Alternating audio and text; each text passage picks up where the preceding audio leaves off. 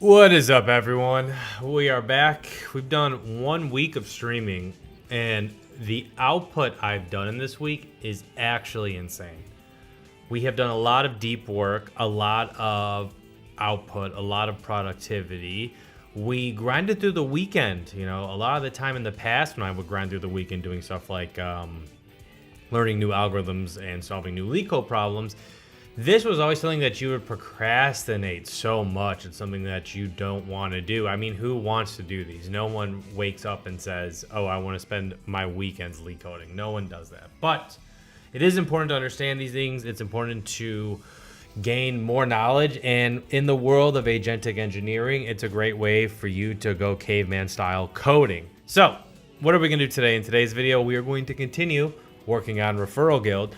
We have a lot of different features to add here, a lot of things to refine. I'm very excited about today. We are going to be working on the listing feature here. The listing feature will be basically where you'll see referrals and see how much they're referring. And best of all, we'll be running the Sonic Adventure 2 playlist, a continuation of it from last stream here. Absolute banger. Let's get after it today. Okay, so let's go ahead and fix up a few things here. Just gonna switch a few things here just to make sure that we have everything all set. All right, we should have it all ready now. Audio should be perfect. Let's get to it today. We are rocking our second cold brew of the day. We have everything flowing through our veins right now. A lot of productivity is about to happen, so let's get to it.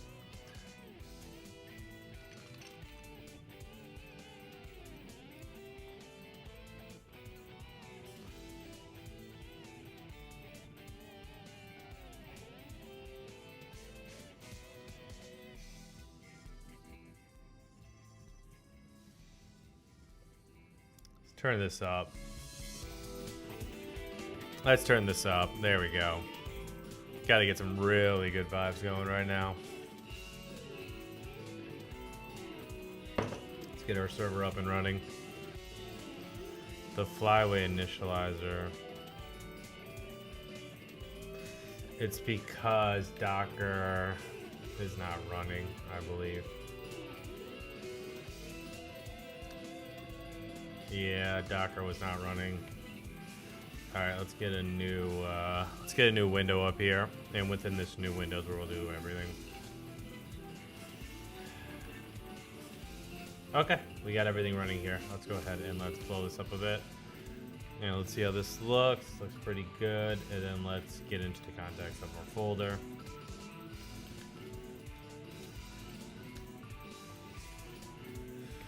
Okay, and then let's go right back to where we were. Let's rerun it. Well, we actually have to get our server running. We can't run our mobile application without the server running.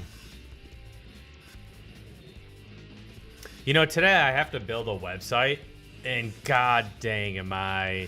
You know what? I'll probably build the website towards the end of this stream, but man, is it hard for me to go back to doing some web stuff since I've been having so much fun with mobile development. So we will kind of just vibe something out real quick. We will vibe out a site. We will use Astro Config. We will throw it on Cloudflare since it's free. If you use Cloudflare pages, then you use the workers for their APIs, for serverless APIs. And we might not even have an API. Honestly, I might just build a static page. So I'm probably going to build a static page, and we'll do that at the end. I am not looking forward to web development. I have just had a lot of fun. I have just had a lot of fun working on mobile. So we're going to continue working on mobile, continuing getting these things going, and continuing with our application development. So let's go ahead and now get things rolling here. Crazy gadget.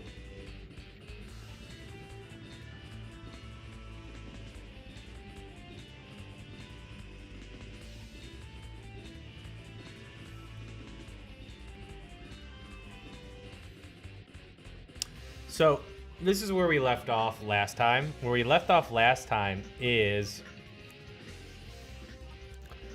we have information here, but we're not showing it. So let's go ahead and just kind of seed some data here.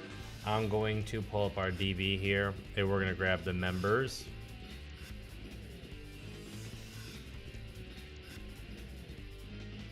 Where are you, Postgres? There you are. All right, let's go ahead and reconnect to our DB.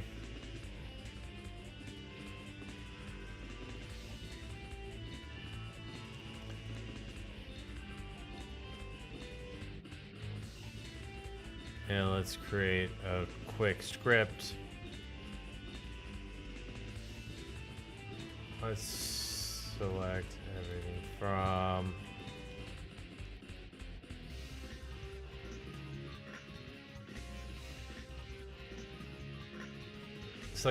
referral companies.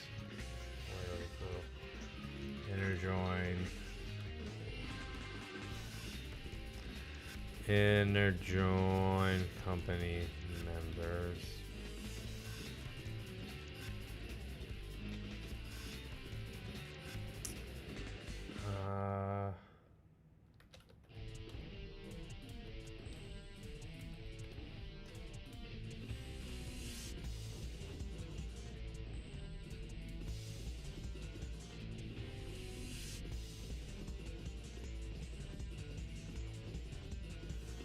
RC dot ID equals CM dot company ID.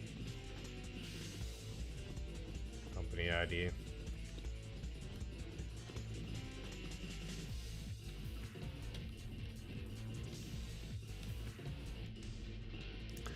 Join users. U dot ID equals CM dot user ID.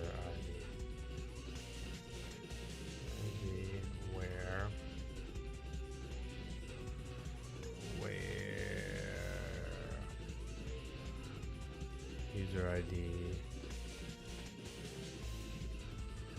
where company, give me a sec, we're a referral company.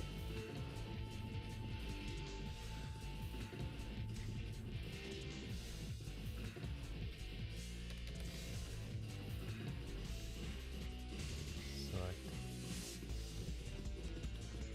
name from.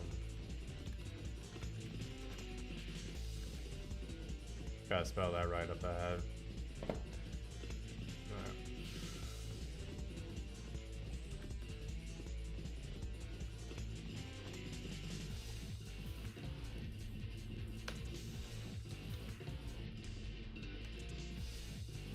I think that's the wrong. Yeah.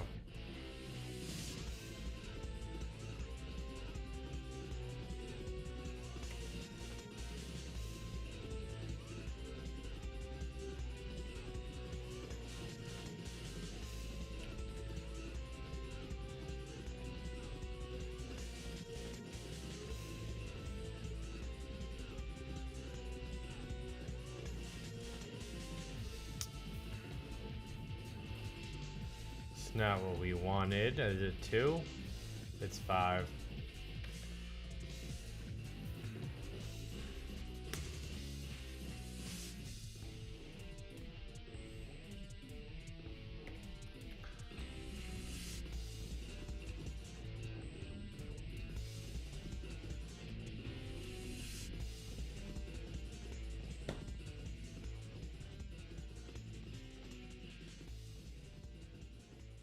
Is it not email? Oh, it's, yeah, is it not email? Or do I have it as username? I have it as email.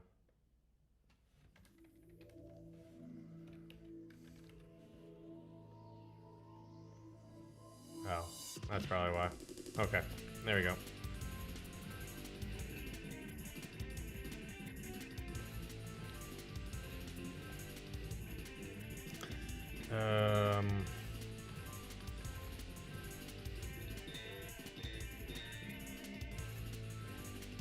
Let's get after this here.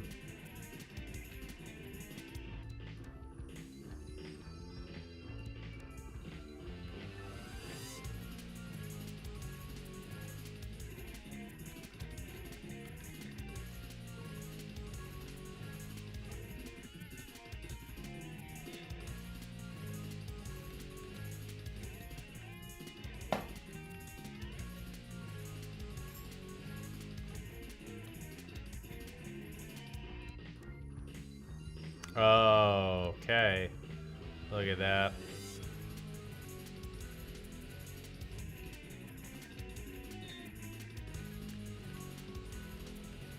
So we can't submit this if the description is null. That's not what we want. Let's go ahead and fix that.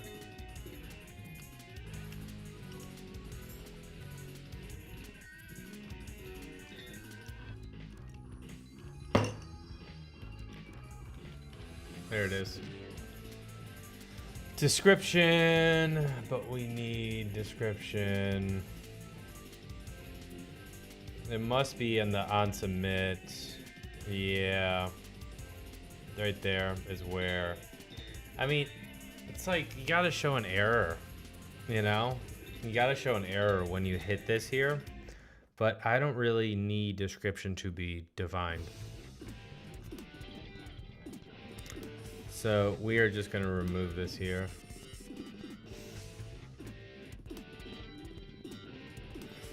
And we're going to go ahead and rerun.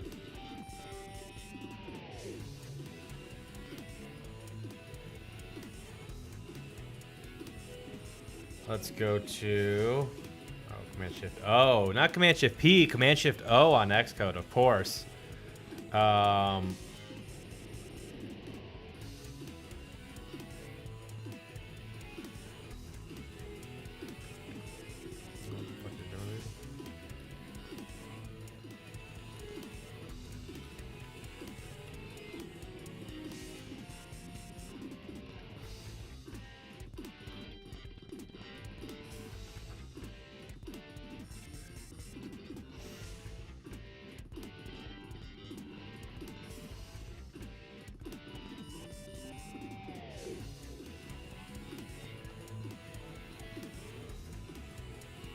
Oh yeah, straight vibing right here. What's up, everyone? How's y'all days going?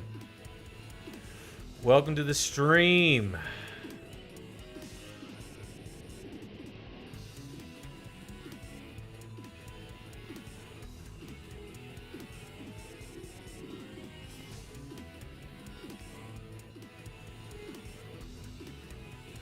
It's like, you know what? I wonder, I need to honestly ask if there's some state management library.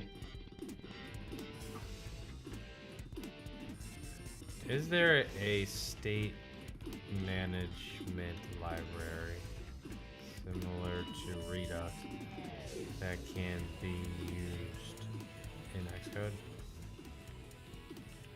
West was Swift. I want to check states. Check the state of the data from the back end to make sure it's available on the client side to be able to fill in these details.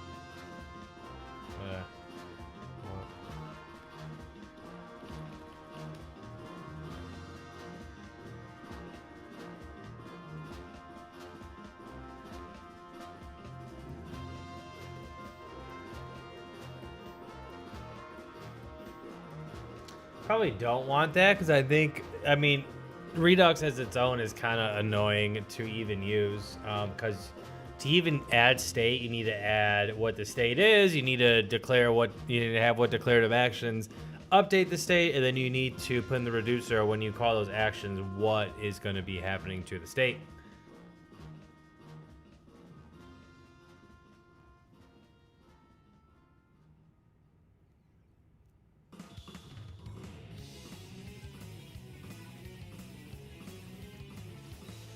What does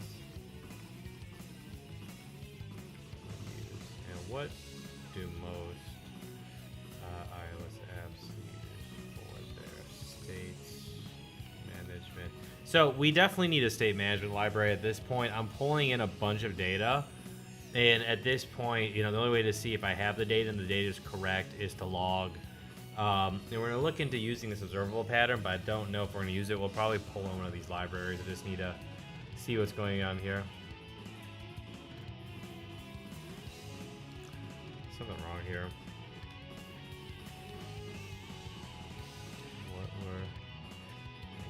What is the observable pattern? Observable separator. And Swift. It used to show me state. Alright, so we're going to figure out the best way to see state. And you know what? This is something we need to hit now. Because, I mean, I'm already starting to have issues with it. Issues with not having my state known within the app, which makes it difficult to even start programming, even now. So people are like, oh, like small to medium-sized apps, no need to use these. Don't even think about using these. It's like, no, we're going to start using them. All right, all this gets cut off. Why is all this getting cut off here? This is getting annoying.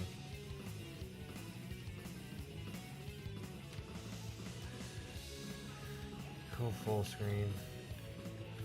All right, let's change this to full screen.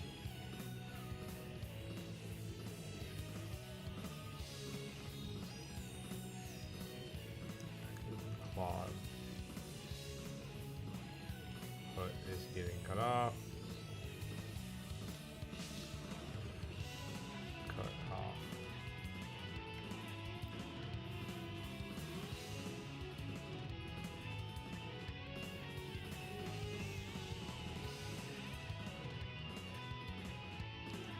Do you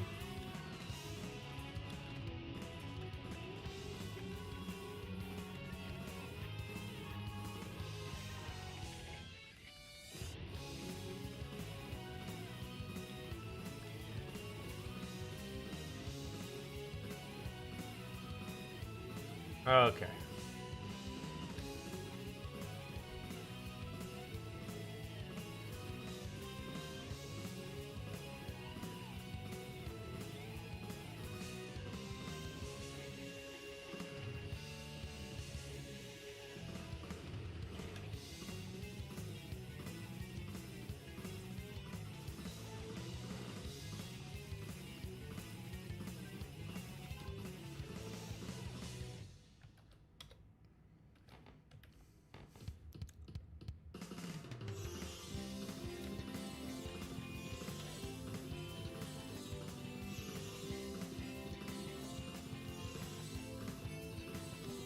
There we go. Okay.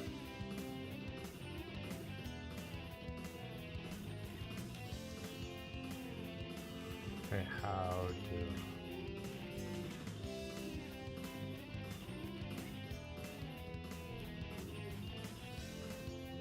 do I manage state within the iOS app? Let's figure out how to do that. And then since I'm kind of kicking off this session here, let's see if we can take over the session over here. Can I take over another Claude session here?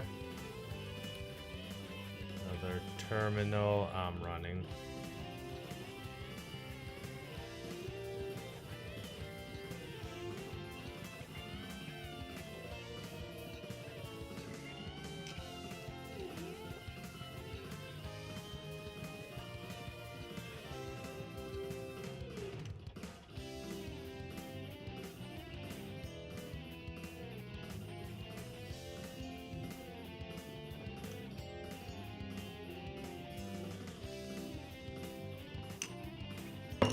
All right.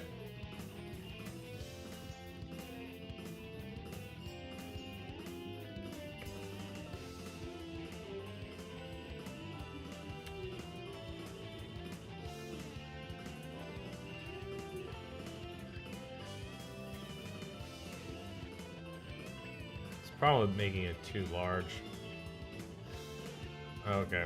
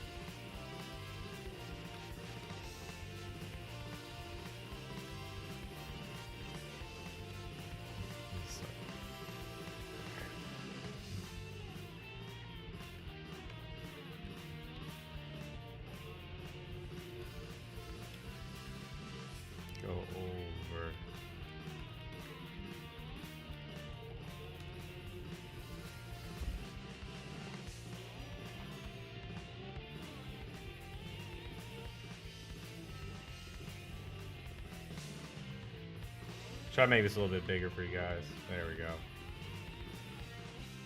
Happens sometimes when you make the zoom in too much, it starts to mess up a lot of the things. Okay, so.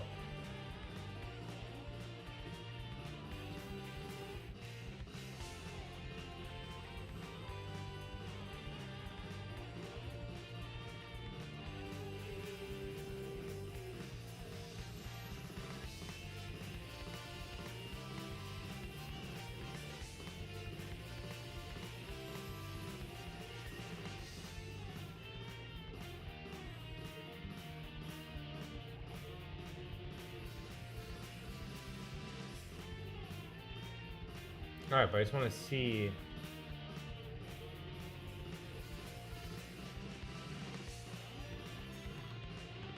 I want to see from my view model current state on my company's view. So let's just figure out what wraps it, and then we could probably just look at the view model there and see what's going on.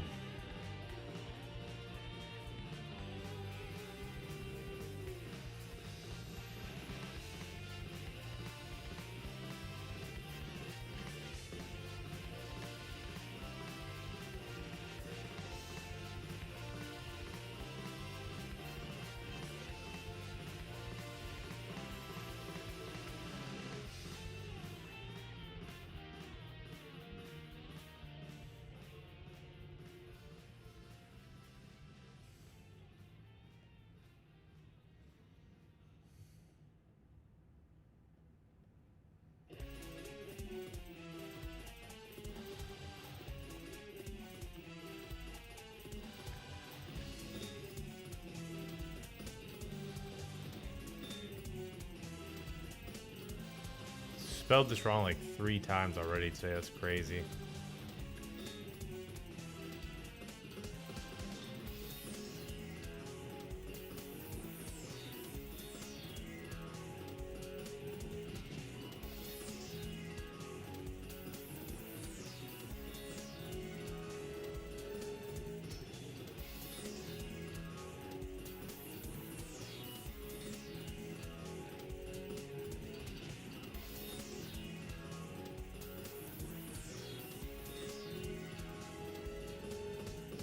Alright, let's see it. That should be up.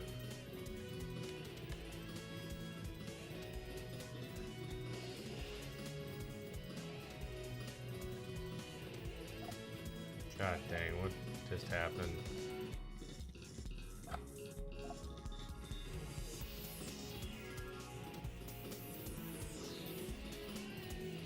See, Jesus, what are you doing? No. Please undo. What changes did you just make? CD.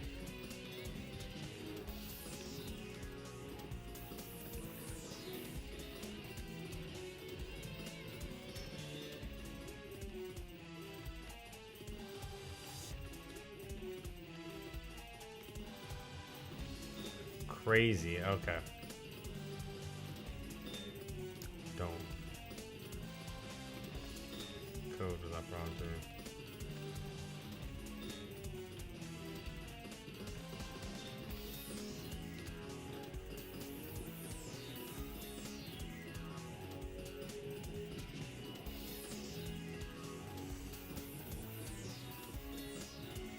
Yeah, for creating sites, you could use Nano Banana as a really good image generator. But, I mean, honestly, I'm just going to have it grab basic things. Let's go ahead and keep moving forward.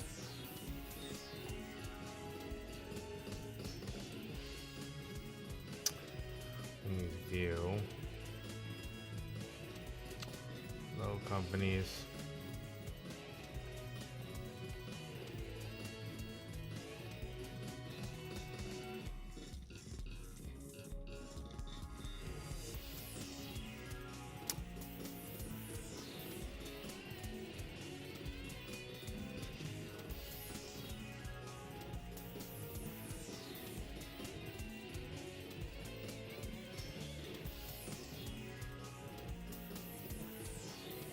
And this is why you look at the code. What the hell? Okay. This is just adding a timer here to then throw an error screen, but it's interesting how you do it where you chain everything within a task group. So this here is logic that I created last week, and this logic was if we're trying to load the groups for more than 30 seconds, and we could actually change this down to 15, half that. What we do is we then have an error right here with a timeout URL, and we know to show it to be able to reload there. Perfect. So let's go ahead and step through. And now let's see what values we have.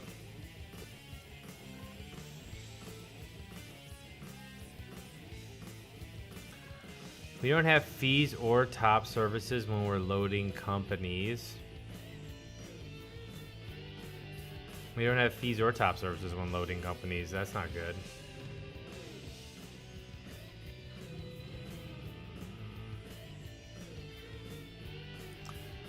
Okay, I see what we're doing here. So we load the companies. Okay, help me understand this. Okay, for loading companies in the company's view logic,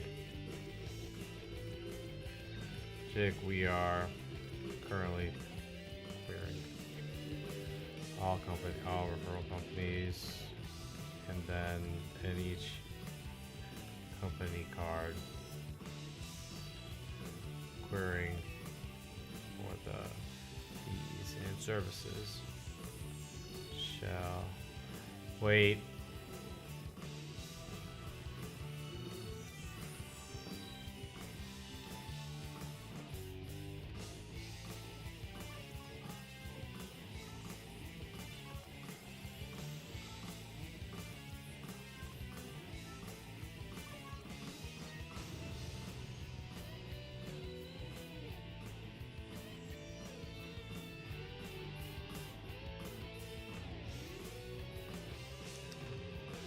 Yeah, this is gonna need to be changed to align with what we want to show better, but we'll not to fret. This shouldn't be too hard to do.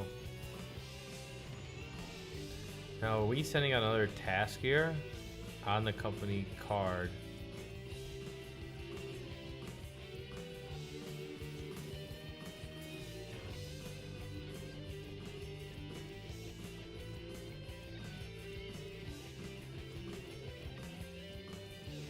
No? Okay.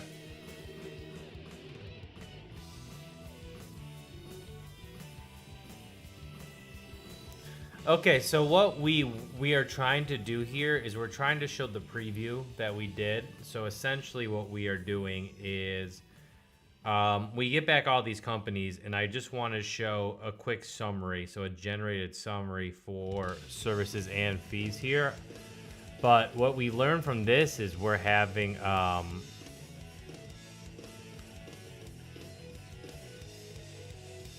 let's look at this DTO again, or let's look at this model for referral company card. Is it referral company card? The model? Let's see.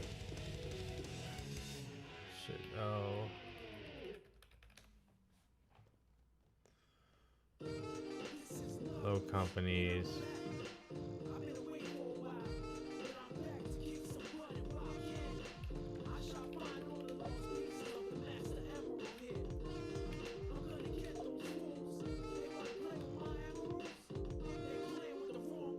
Acadona, that's what I'm representing.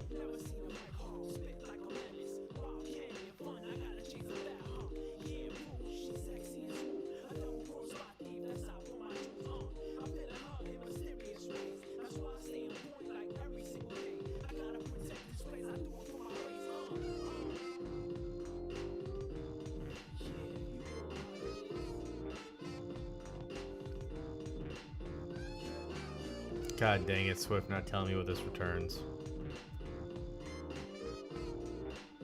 There it is. Okay, that's what we wanted to see, get companies.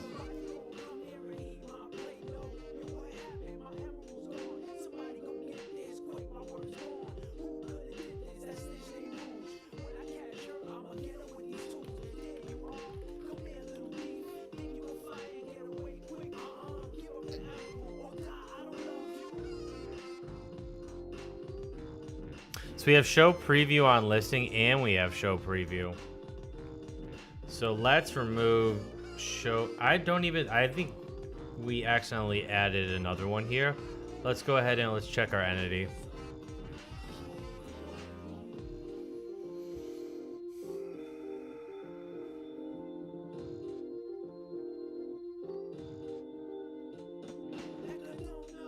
That's what I'm representing. Black Hawks fit like a menace. I gotta chase a bad, huh? I gotta chase a bad, huh? I gotta chase a bad, huh? Legendary line. So where are we looking again? We're looking at referral company.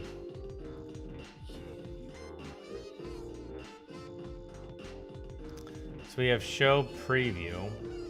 It's just show preview we have. We don't have show preview on listing.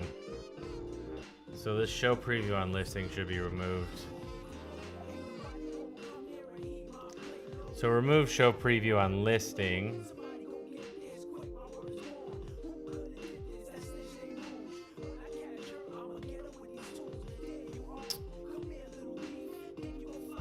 Wait, quick, give up the emerald or die. I don't love you. Referral company controller.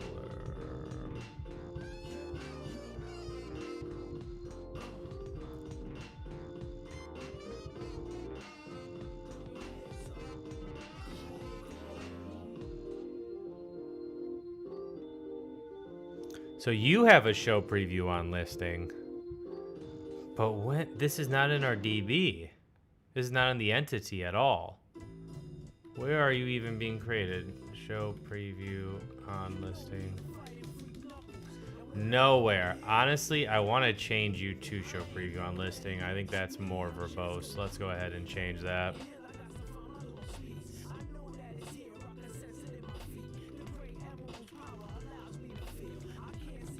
So we'll change that to show preview on listing. Let's go ahead and find show preview everywhere.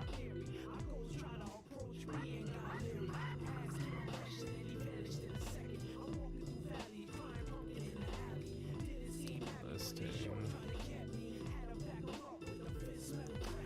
Okay, let's go ahead and fix it.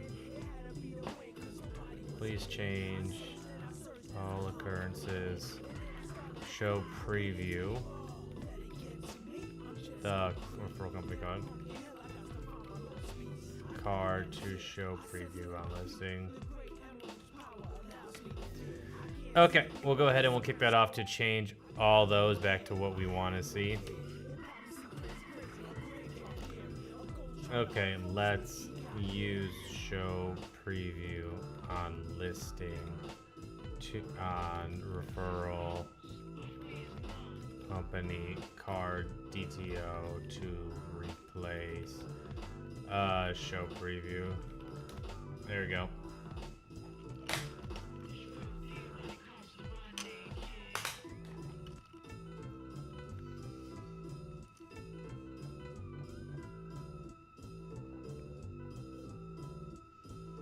I ain't gonna let it get to me, I'm just gonna creep.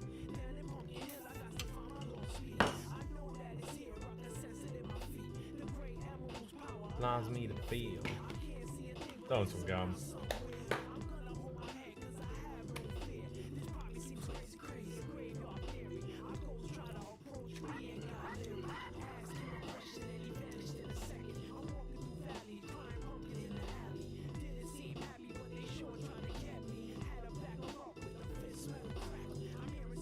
You were chicken.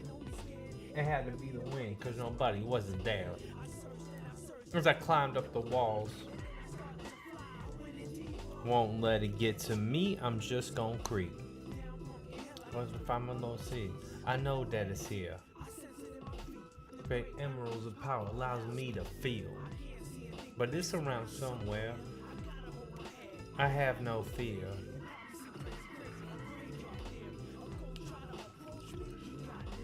There it is. Now.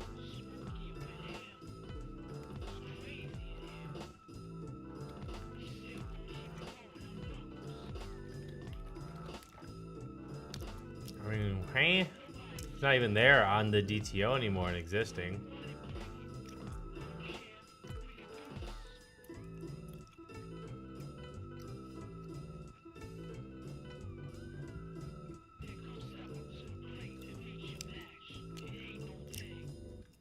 There we go. Okay, let's change. Referral company. Company entity.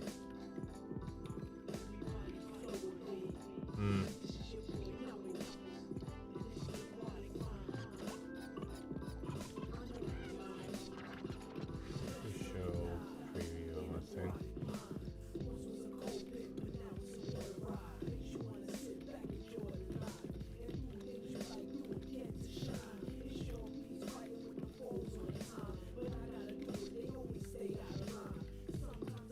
Referral. As well to align it with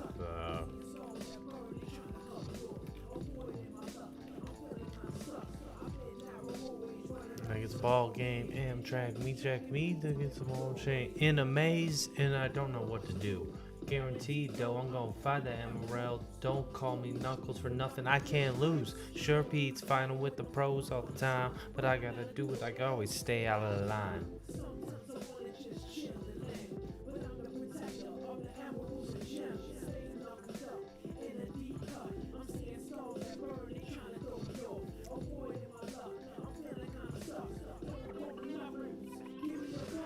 Fee preview.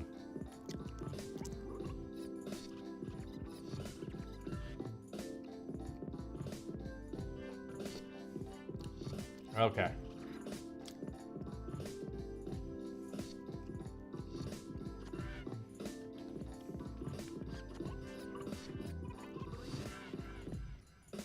Boom, boom, boom.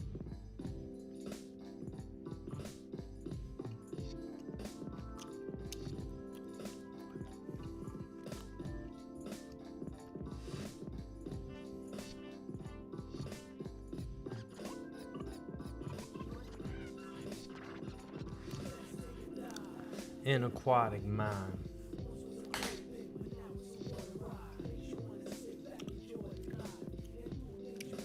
Where's this pulling from? Yeah. They always stay out of line.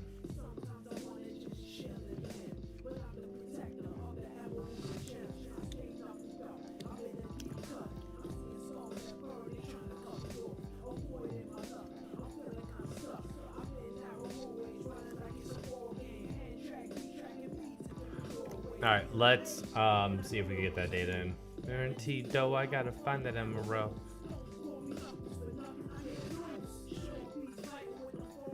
Time.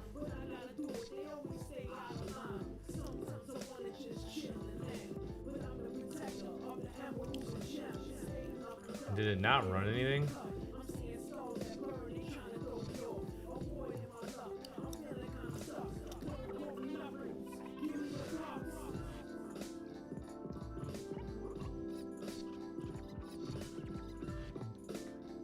Alright, I guess it's because this is the referral company. Yeah. Okay, that's fine. This is my company here. My company view. So the split up here is interesting.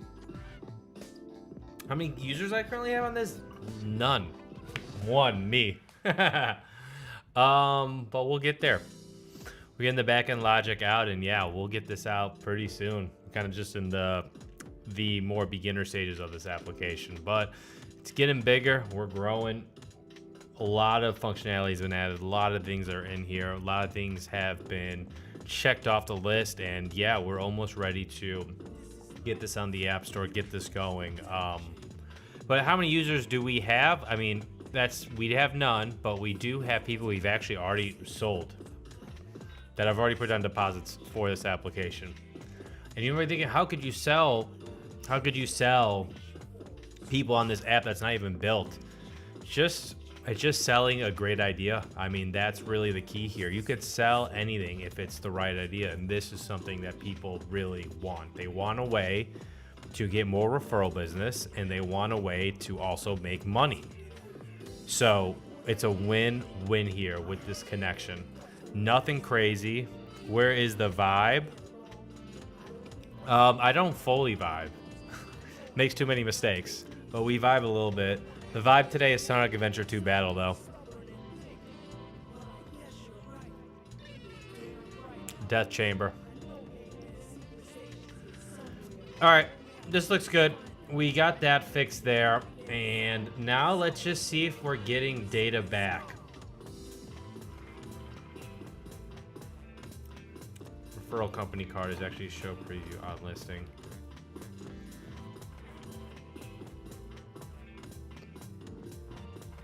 No, that should be there. Come on now. Show preview on listing is right there.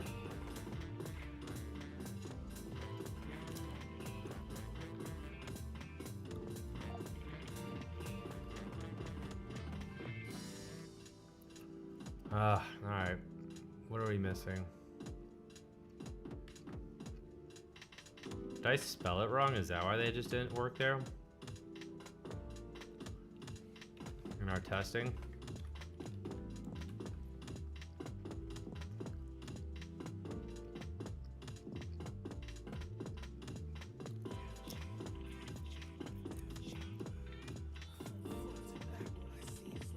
Oh.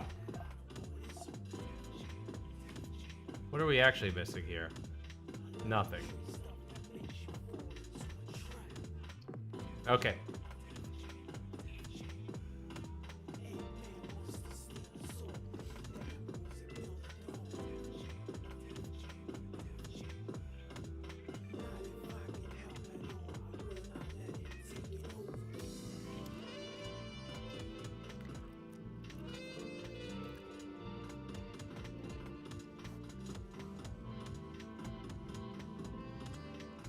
All right, tell me what is wrong, please.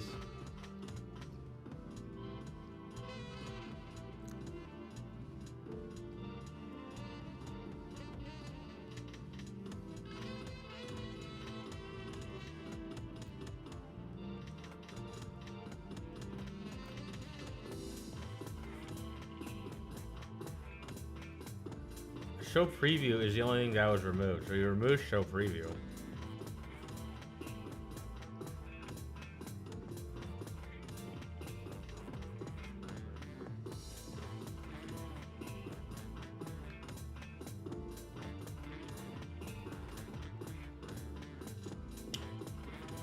I think that's why.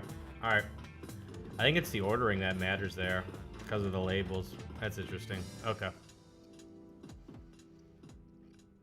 That is annoying. So, what did we just find out there? We find out that when we're creating one of these entities, this order here matters quite a bit.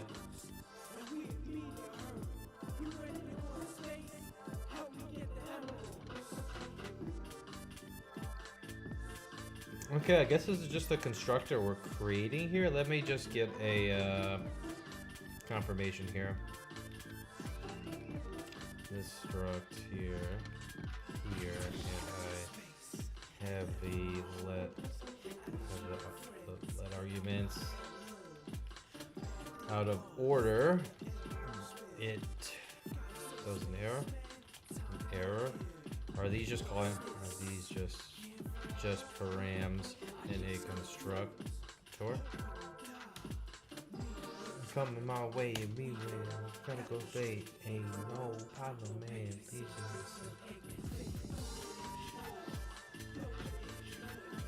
don't know it's a move.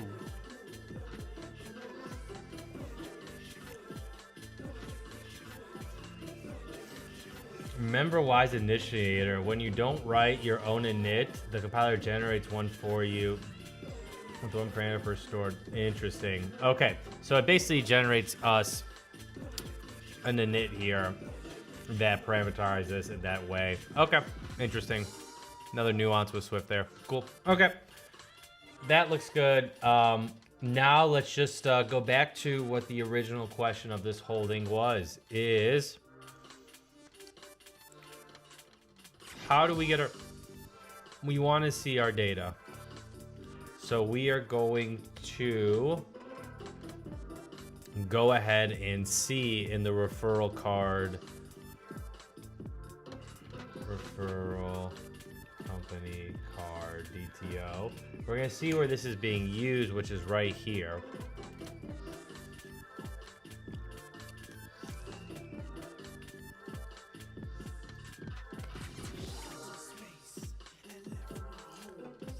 And I'm probably just returning this up above, so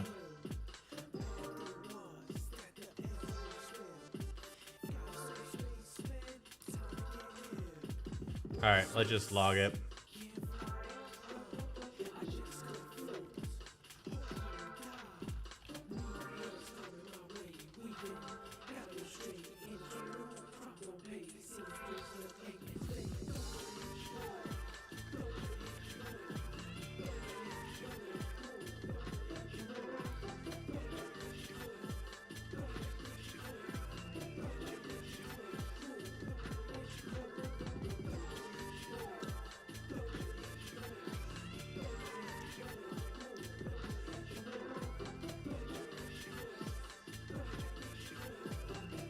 God, fourth time I spelled this wrong today.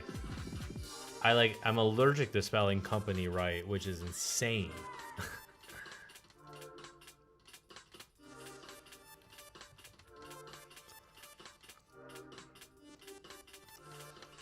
All right, let's see what's going on here to see if we're actually getting anything back.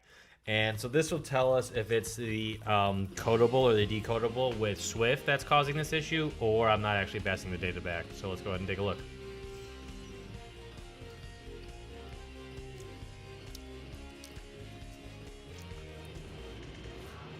Or maybe the data's not even being set. That could be another issue. Nothing. Nothing. Nothing.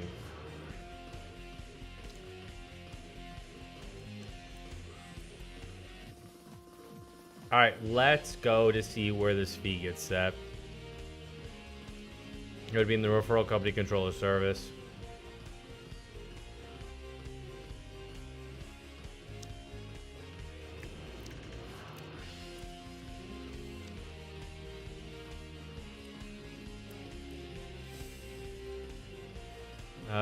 The fee is not updating the current active fee when it is set. Let's update. Show me where in the code that's happening.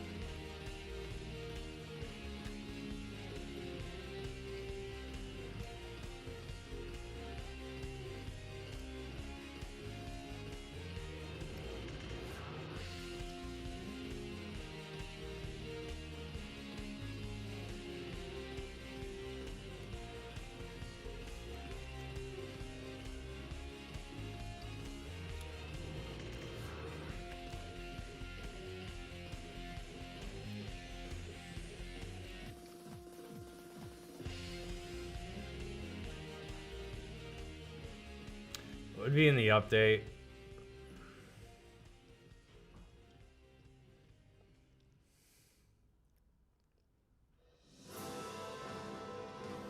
I mean, we're not doing it anywhere, actually. I don't even think I put in the logic to do it.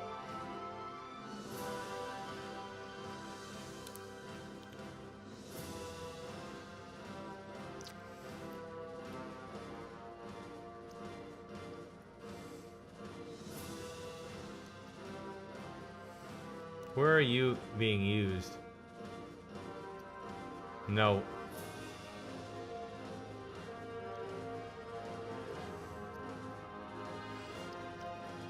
Company listing service. Okay.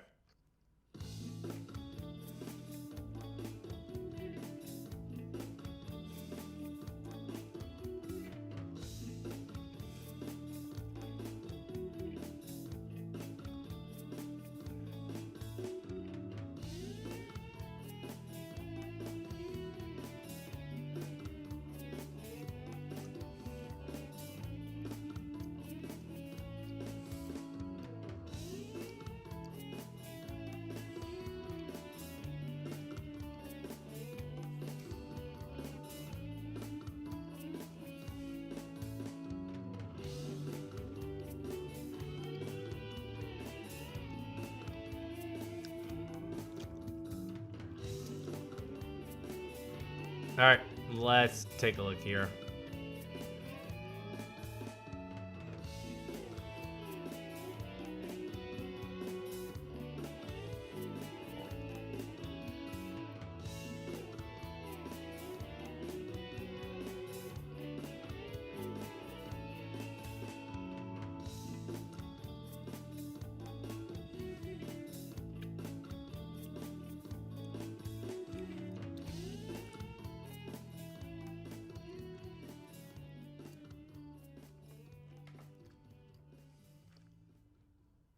Okay, interesting.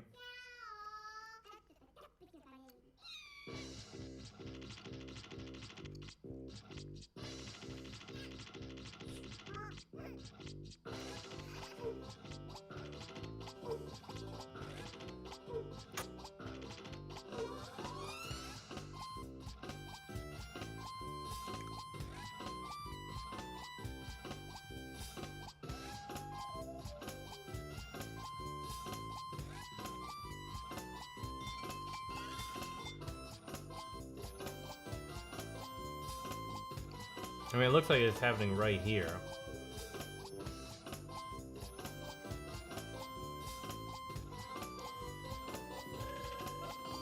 So in referral company, I have it as fee preview. So in referral company, let's check if that's getting persisted. And if it is, it's just getting it to the referral company card.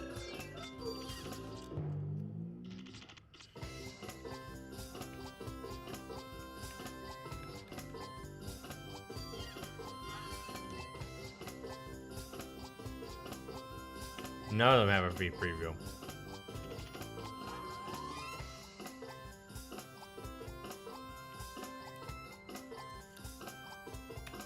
Okay, so what we're going to do is just run some... We're going to run some API requests to see this happen in person, so we can see exactly where the error is, and then go fix it.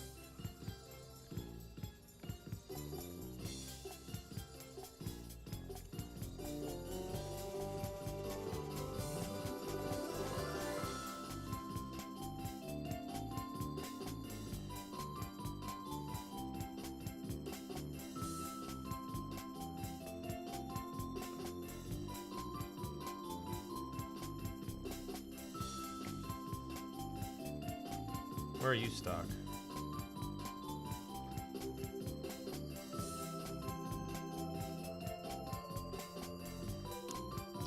It's not gonna help us at all. We need to see.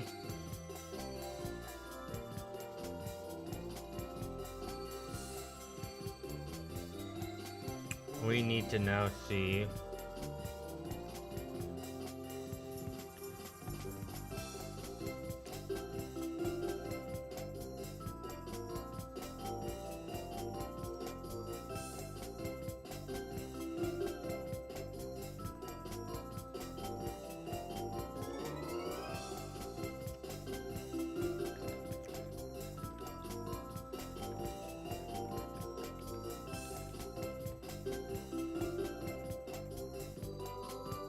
Yeah, that should be it right here.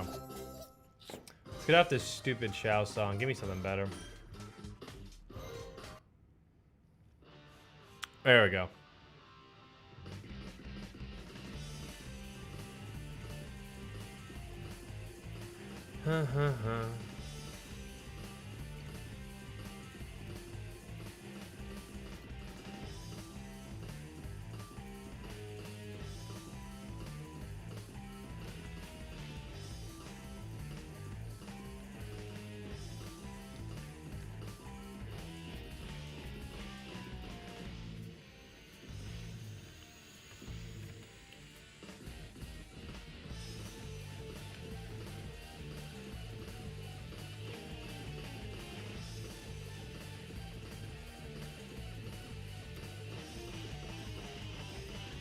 So they are true.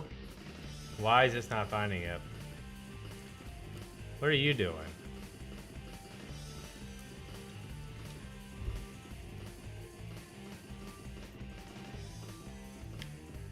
Okay.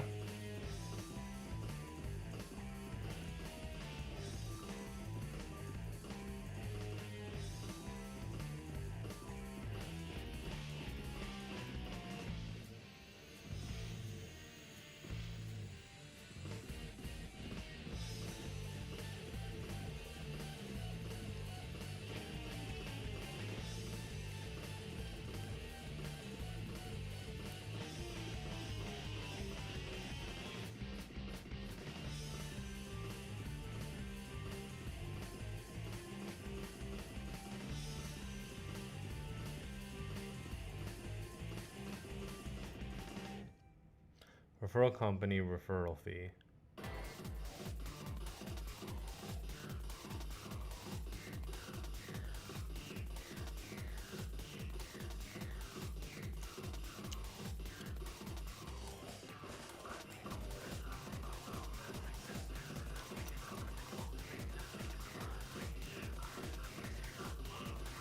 I mean, that's correct.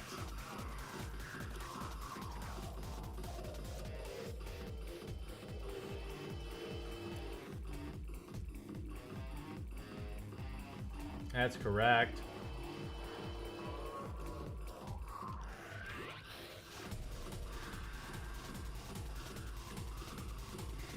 Why is this returning null?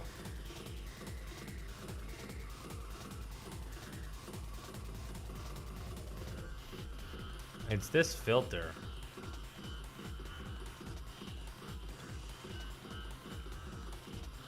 Looking for. Oh, I think I know why. I know why.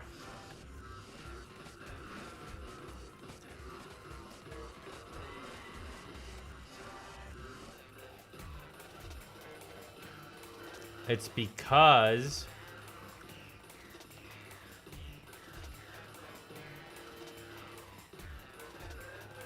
very nice. So we had the logic coded pretty darn good there. That was correct. I was, for some reason, thinking that we were looking at the wrong field to see this, but this is actually all correct. All we need to do is hit this.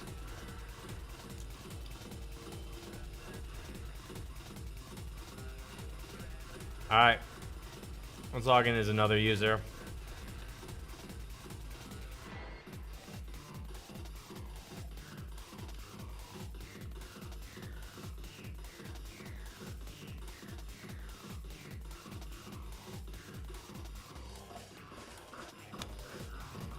You know, I swear I had.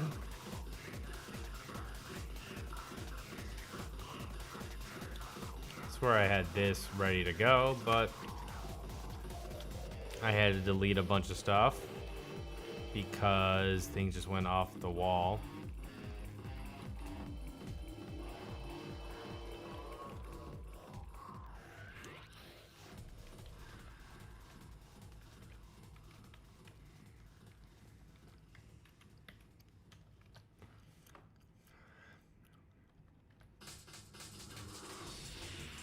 Before this is over, I'll show you the true meaning of chaos control.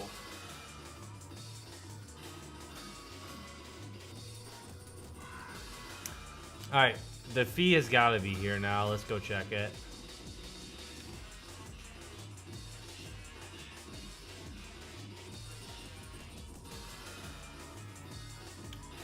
Show me the fee.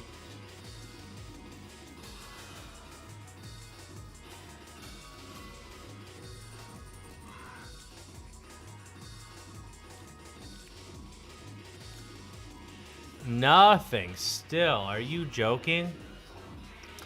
It's probably because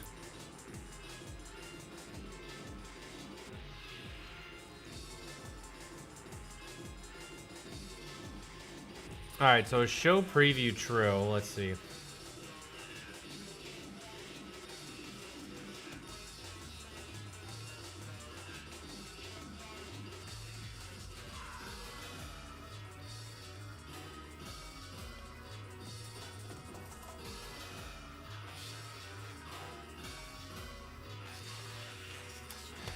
Fifth time I've spelled company wrong today. Fifth time. God dang.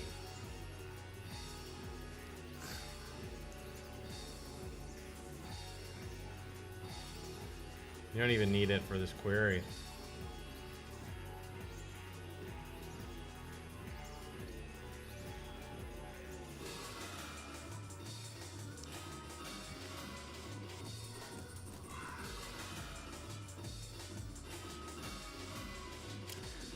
Show preview is true. That's good.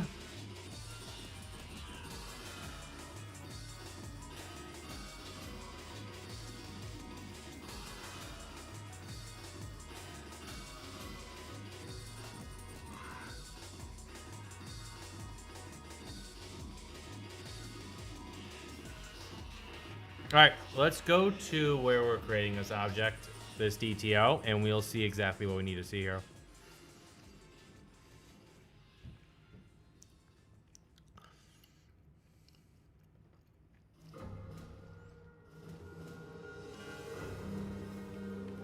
Change this from a primitive, actually.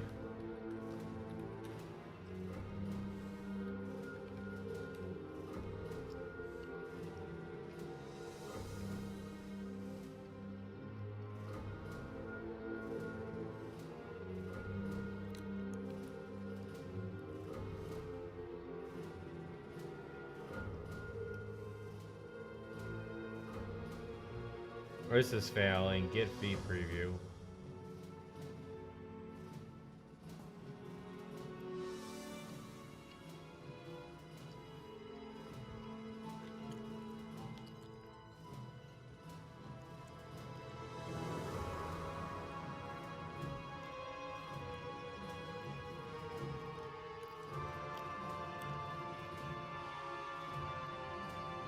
So is fee preview blocking us from marking it? I think it is.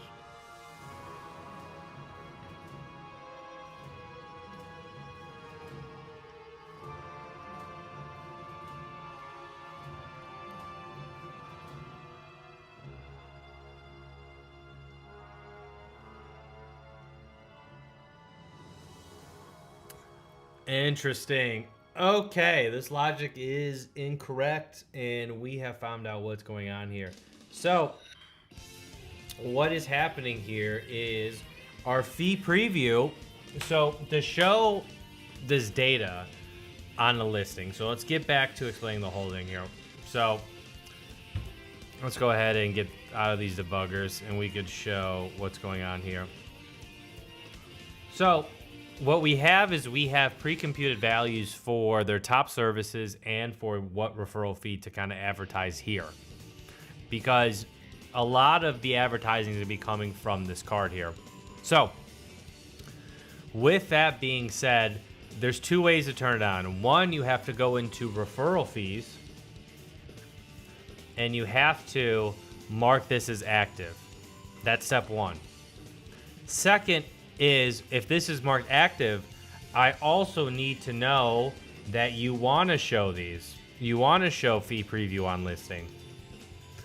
So the problem is this was off when we were setting the referral fees. And then if you look at this piece of code right here, this is the issue, is it looks for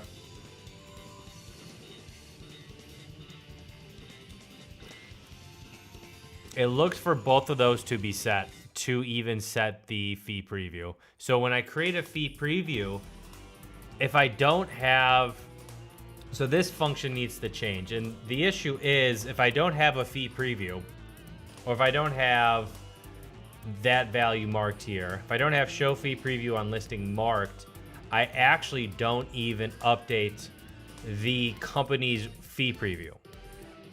So if I don't say on that company, all right, it's active, when I add a new fee preview or fee to there, a referral fee to there, it's not going to update on the company for a generated value. So all we need to do is update this here. Let's go and do that. Of functions, sync fee preview. We want to change the value. Change this value if the get preview f.get preview. I think this is just, let me check what this is, but this to me is correct. Yep, it is true. We don't care. Here if the company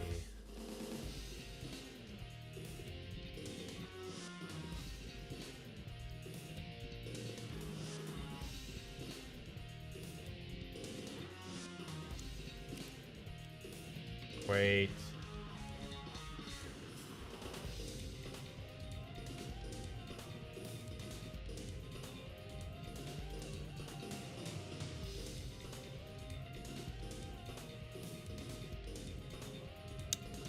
We have 2 fields here. Whoa.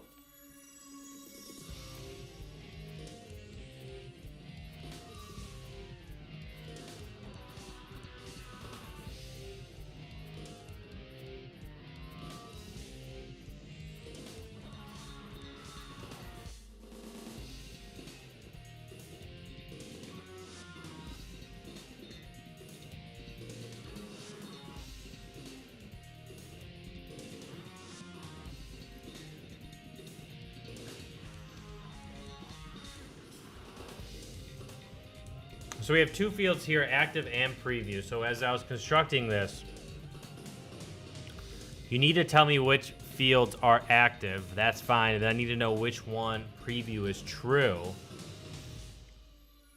Okay. Let's go ahead and update that.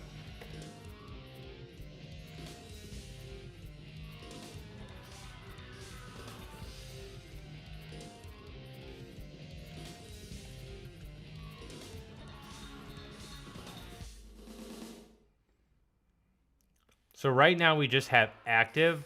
You don't have anything to set this as the preview. So I need to put, you know, we'll have a bunch to show as active, but I want to then be verbose about which one we set as the preview to show on that company listing card. So, referral fee for a company. Let's add a field, add another toggle switch below active for set as for show on listing. Preview. This maps to referral company. Maps to the preview field. Here is the entity. Okay. Let's go ahead and do that. Then yeah, asynchronously right here in this other terminal here, we're cooking up a website.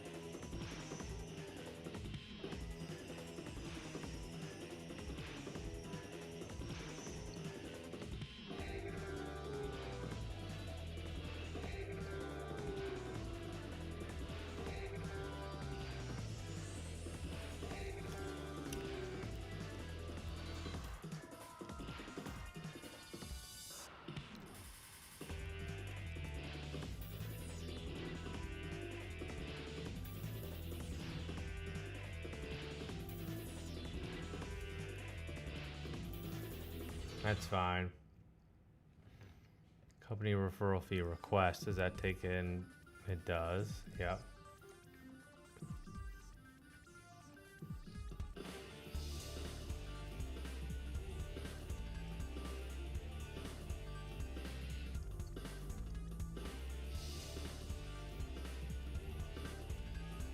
Yes.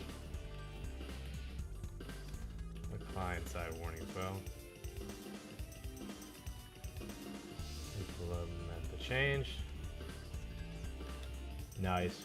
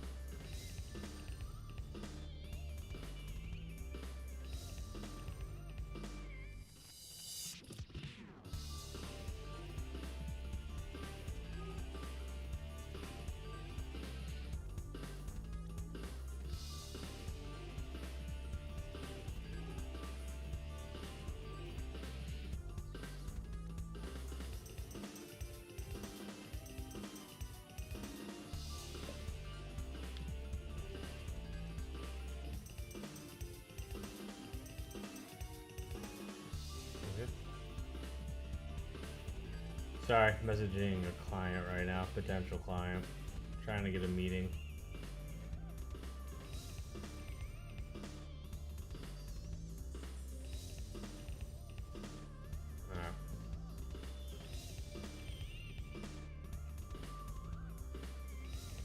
Alright, and thus we keep going.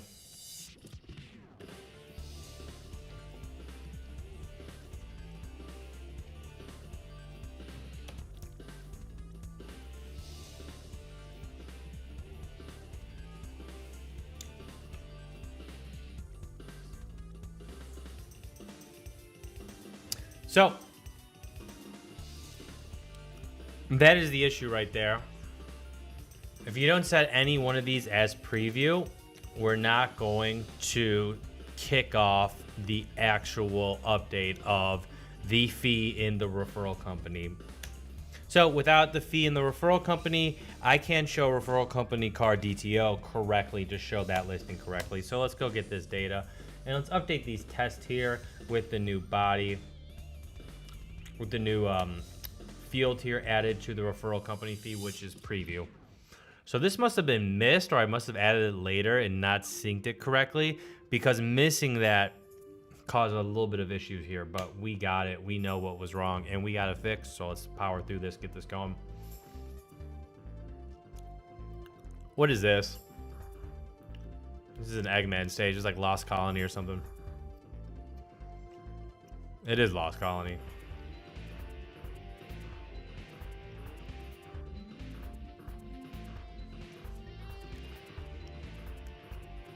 This is maybe the biggest whiff. Like, what they should have done is get rid of Lost Colony or made Lost Colony a shadow stage. Because only having 4 shadow stages is just a massive failure. It's the best character on Dark. You need to have more stages with him. Lost Colony should have been Shadow's trip to the Lost Colony arc, not Eggman's.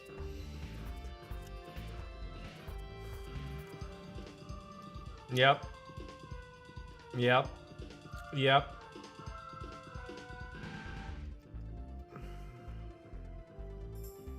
Yeah, it does.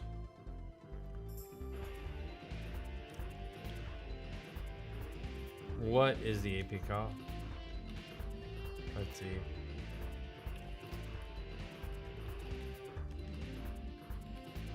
Six.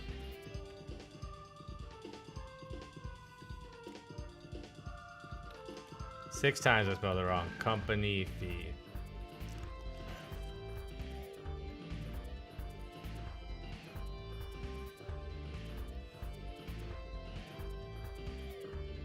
God, I need to learn more about Xcode.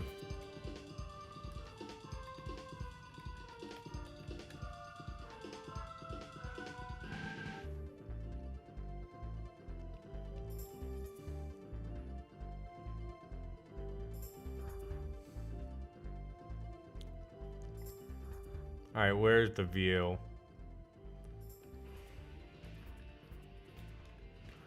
Fee sheet right here. There's the edit sheet.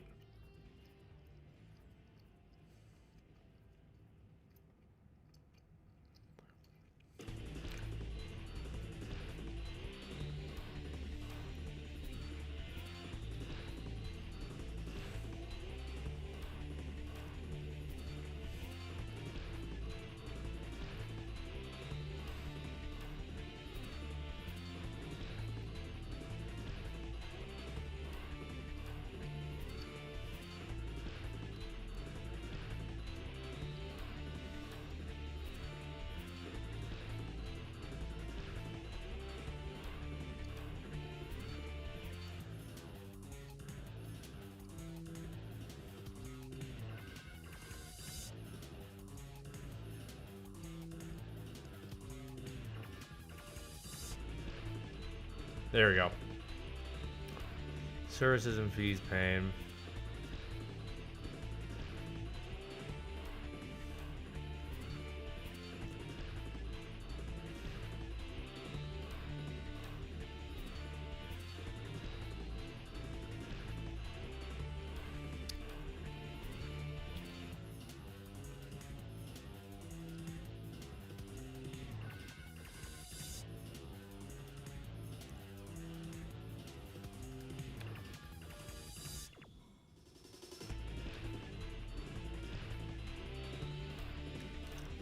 And if we load company, we're not getting the fees.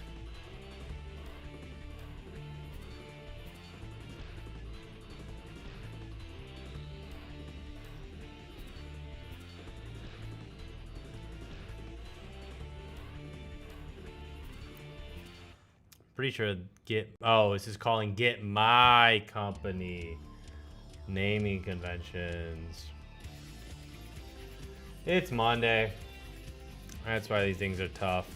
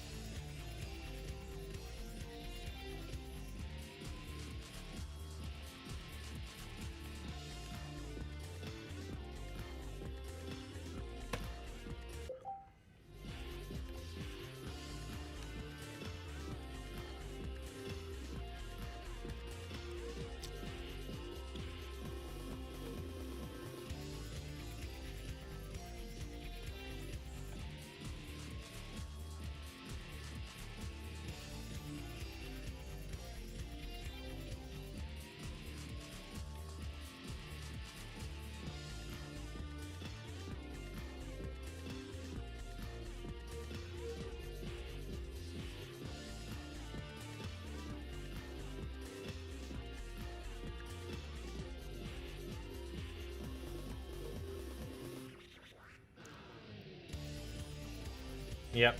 Okay. Everything's fine. Nice. Alright, everything is fine. Let's go and update our fees.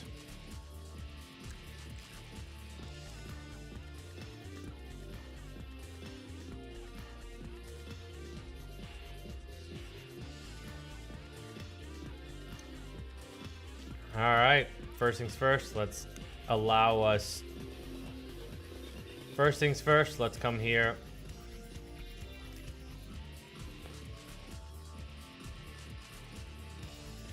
I think we should make this defaulted to true, honestly. That's fine. Save changes.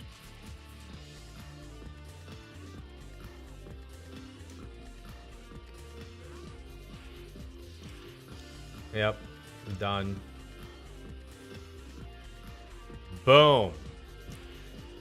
Got the value, baby. There we go. And this setup works really darn well.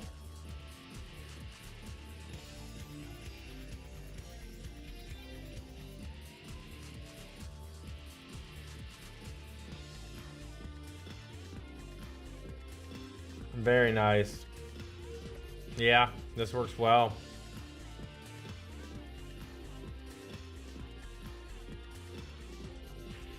And we can see our own value here.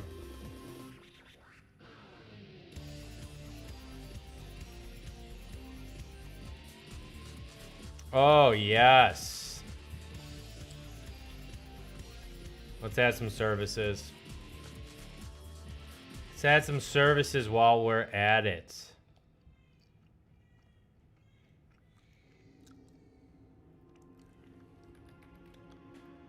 Cutting service.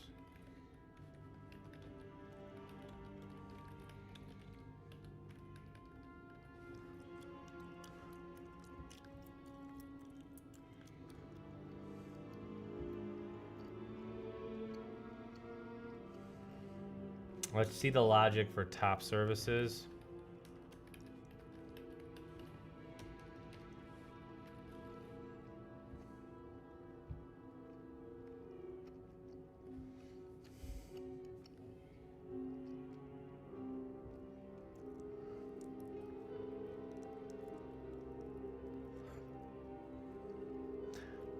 So for services, we don't need... So these behave differently than fees. We don't need a preview or anything like that. Let's get some better vibes going. We need to switch up the music.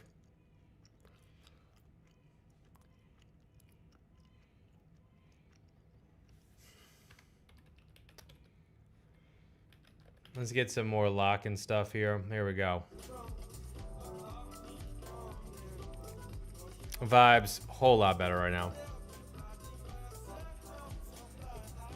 Alright, so one thing that we need to know is for services, I need to just know if you want it to be shown, or active or not active. So we're going to go into our referral entity and add active.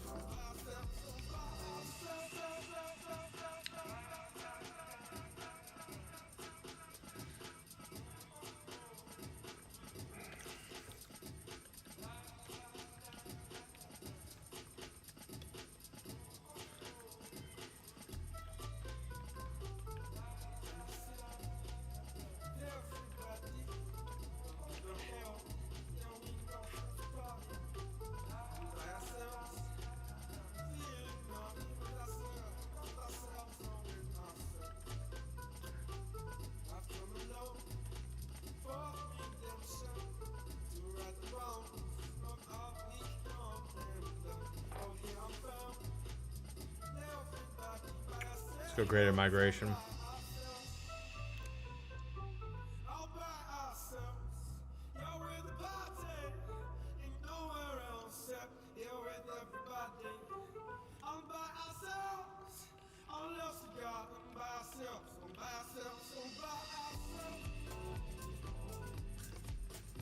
To add to the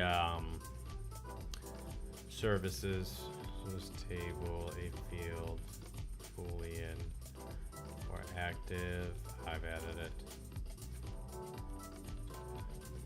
Entity. All right, so once we get this on, so the plan is now is get active in here. Once we get active, we are going to receive it on our client side, and then we'll be able to add the functionality for toggling that on and off as well.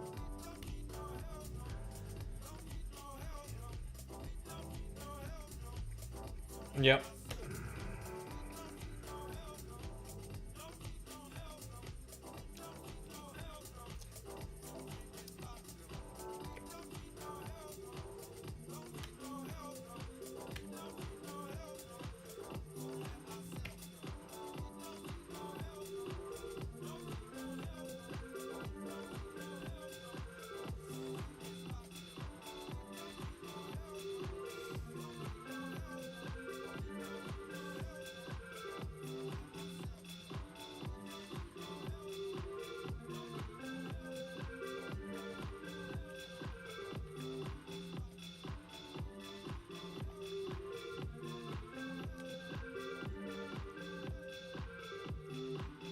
Let's change this.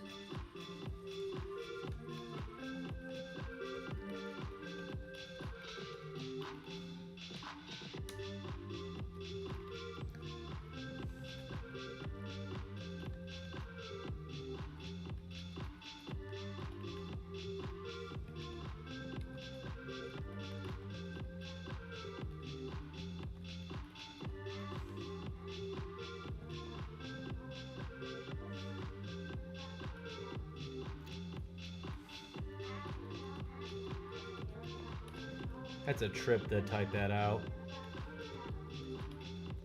So we're gonna keep this other function here because we may. This is for pulling. This is for pulling all the services, not just the ones that are active. So this one will definitely still be used. This one is just clearly for the syncing.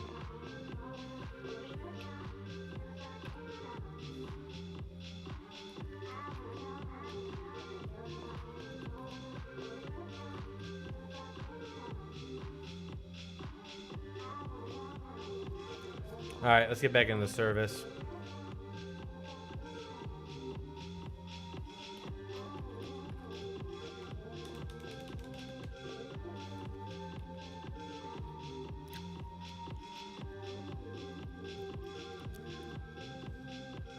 So let's switch this up to call the other one.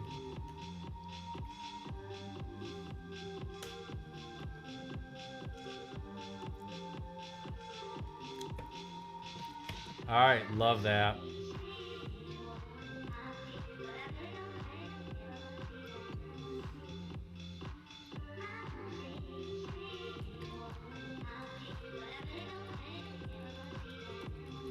Rural company service.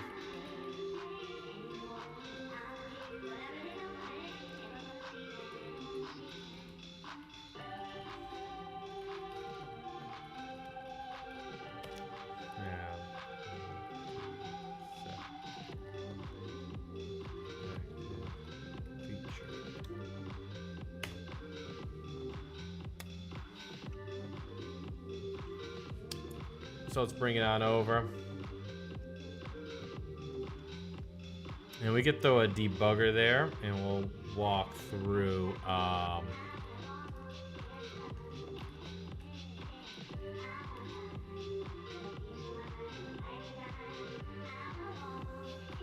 And we'll walk through it to see what happens.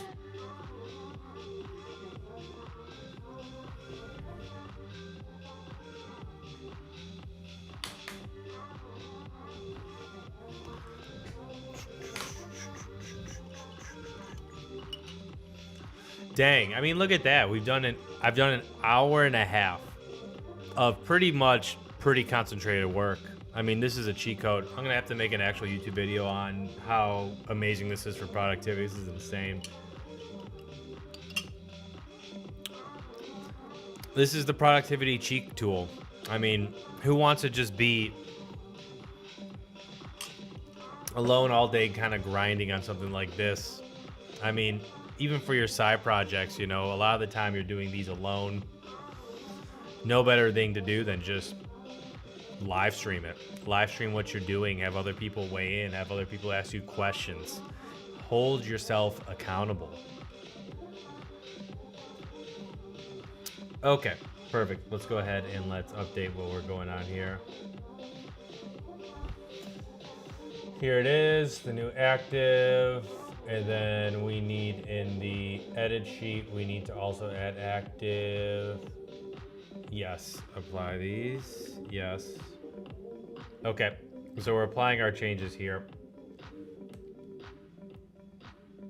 And then once we applied our changes here, we're going to rerun, and then we are going to pull in our services to show.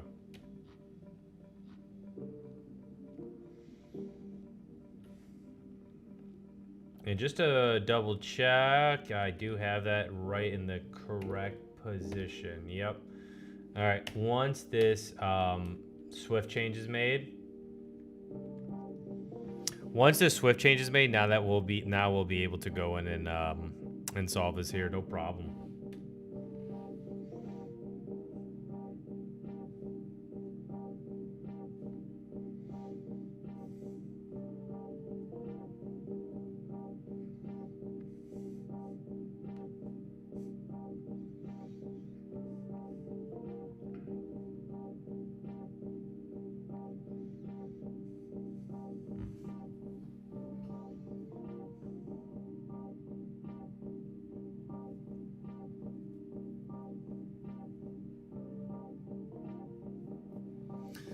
Okay.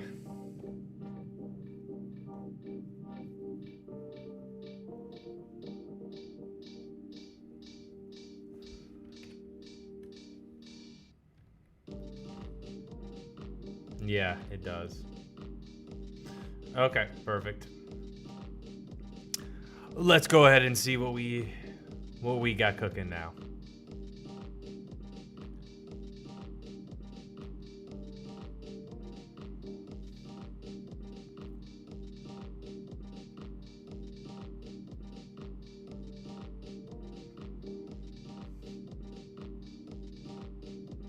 Beautiful.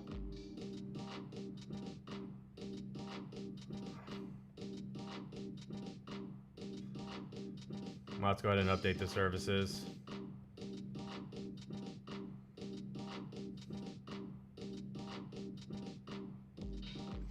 It did not pull my services. What? Let's go see what's going on there. So we have them in the company listing DTO, but now we have a small regression of it not showing up here.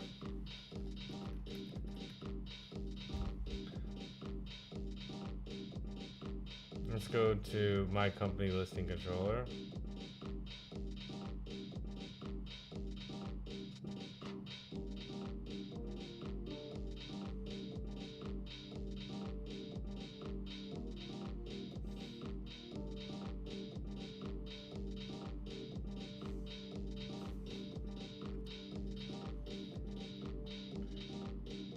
Oh my god, they both got taken out here. We erroring? No.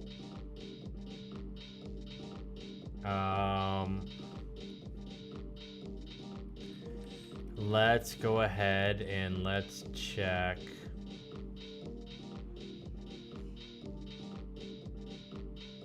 What API call? Let's go check the load company's API call in the my company.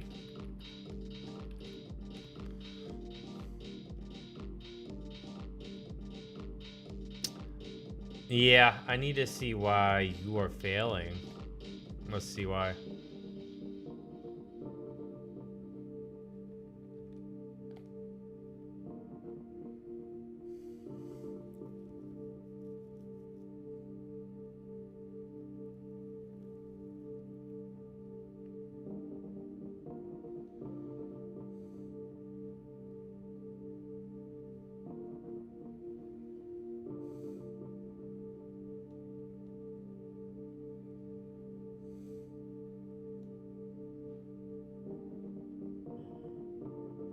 To refer, okay.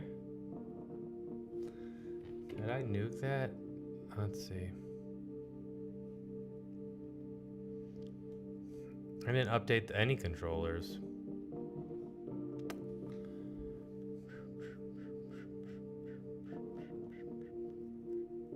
This is calling referral company.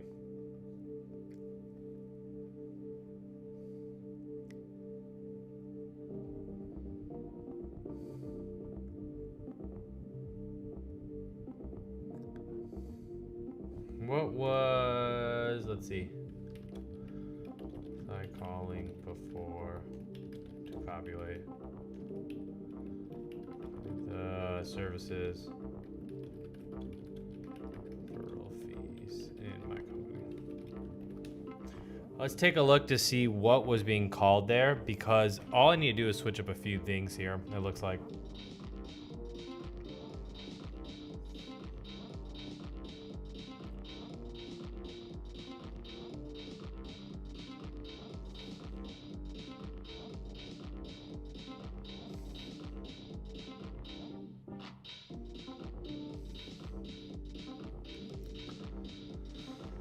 We're calling, yeah.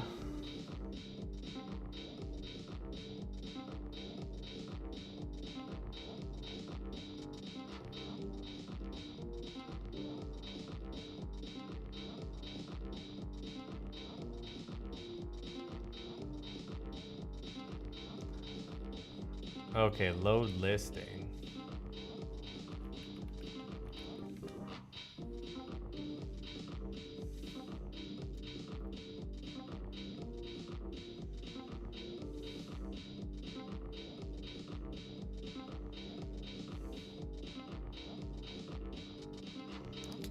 Let's take a look at load listing.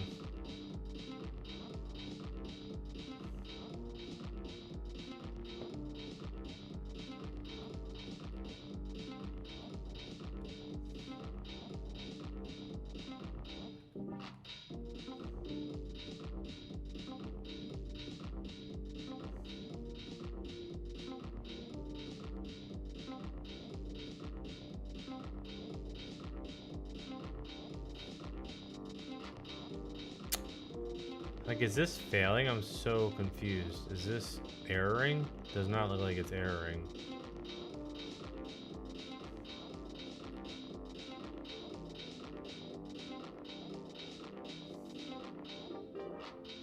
This could be erroring right here. Let's see if it is.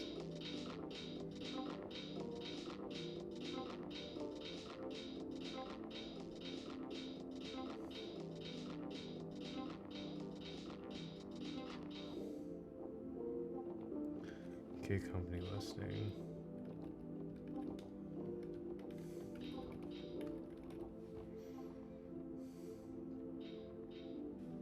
Okay, let's go check referral company ID listing.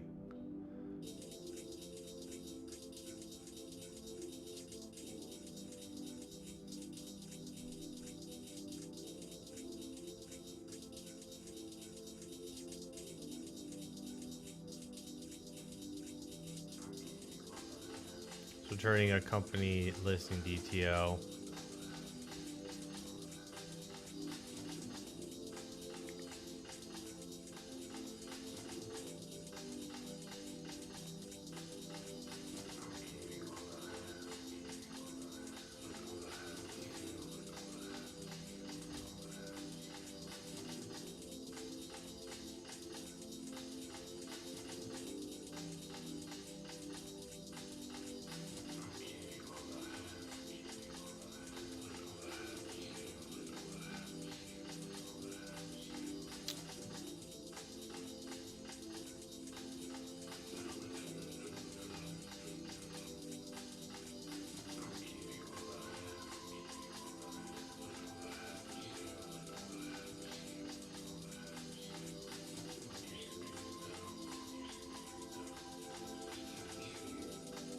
No errors.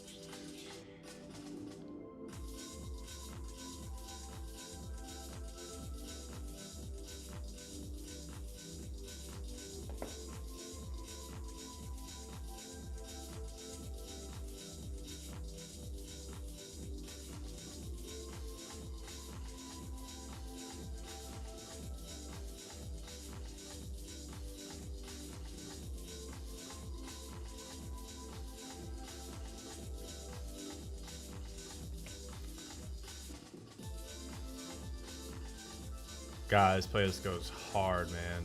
This is awesome.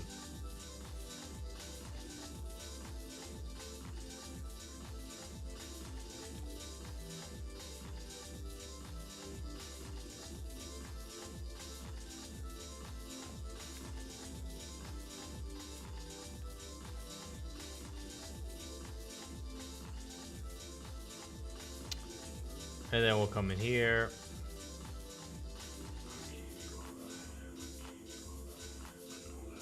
Why are you not being called? I'm so confused why you're not being called.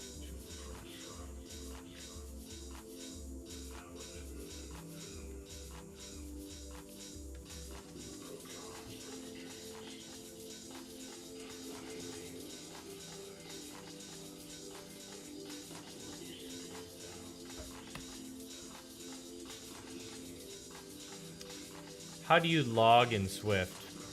I have no idea, actually.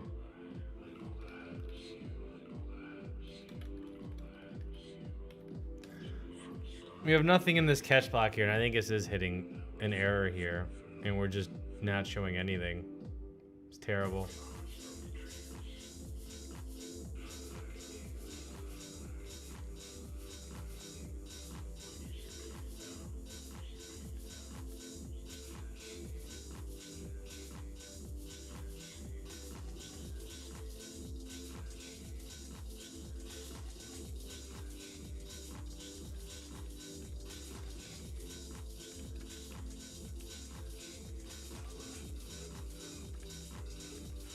All right, let's see what the error is.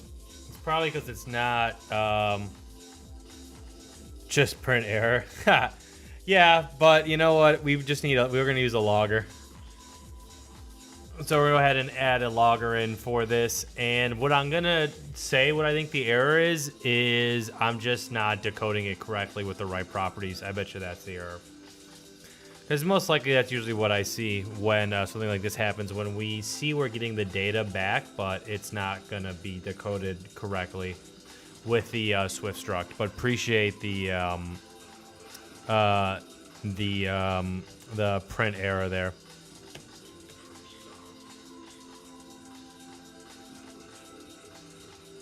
There we go.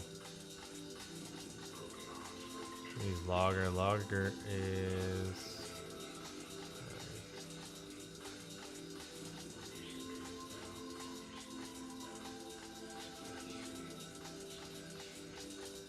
Very nice.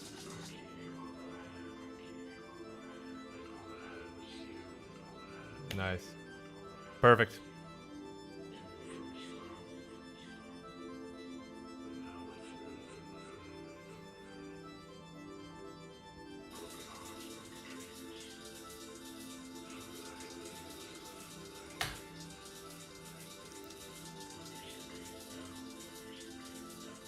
So we caught the error there and threw nothing. So we didn't see any error. So we are erroring out. We just don't know why.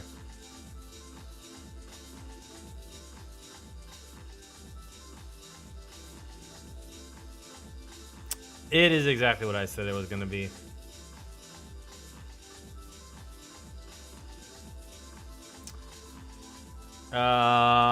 Active. So active has been added.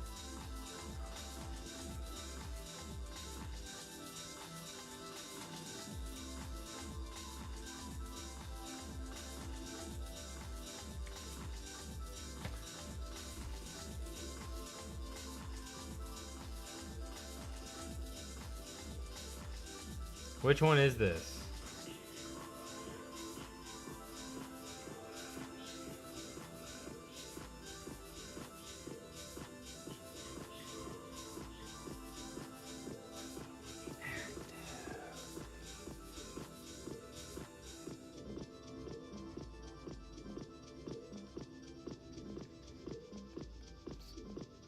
Which one is this?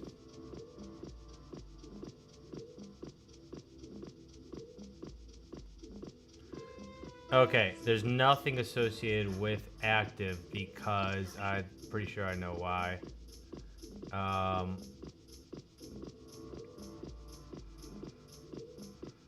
Active actually comes from the referral company fees.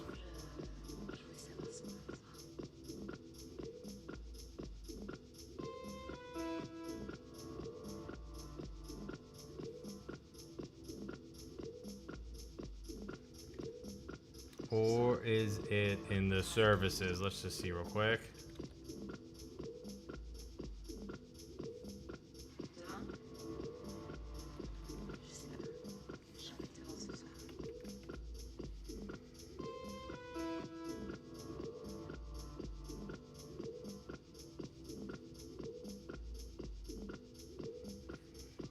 What are you complaining? Where is this being complained about? So when I load the listing, we're gonna load the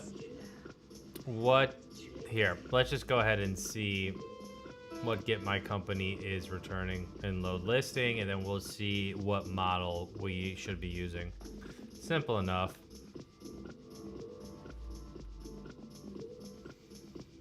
It's a referral company.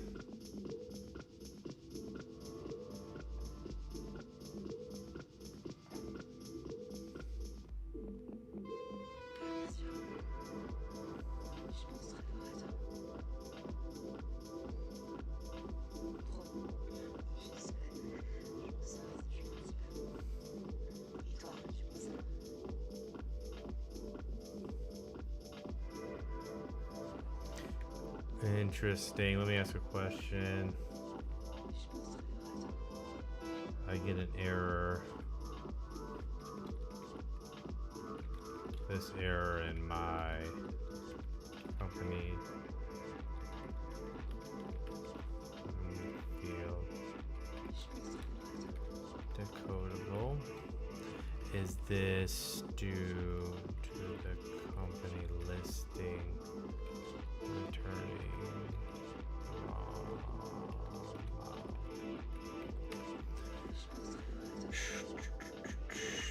So if it's returning a referral company, that's not what we want at all.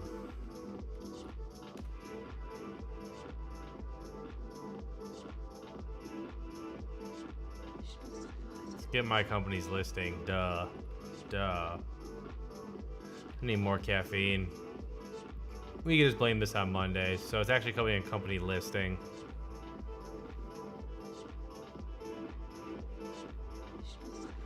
Okay, so it's either the active here or it's the active within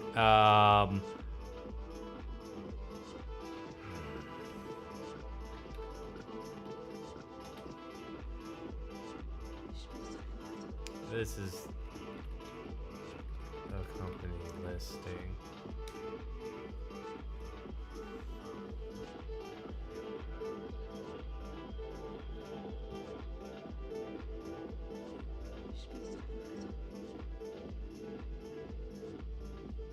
Oh, there it is. String value of services. Read the error. Okay. So for services, active is not. Let's go ahead and check the controller. Check in the listing. Grab the listing DTO. Go into the listings DTO. Check the company services DTO. And bam! There it is. Update company services DTO. Service DTO with the active field from the referral company services. This is item field. So did I prompt to have this done? Yes. Did it actually find that this is another use case of where this is needed? Yes. But didn't update. So sometimes you have to manually go in and find it. And that's what we did.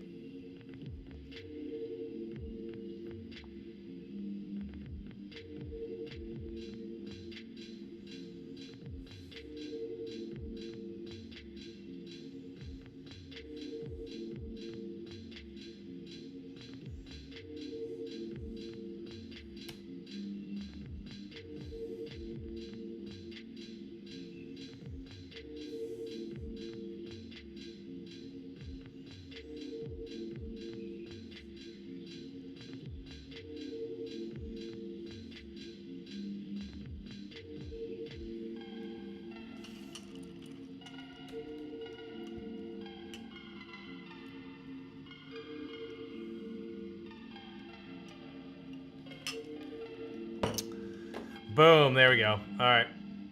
Let's go ahead and rerun it.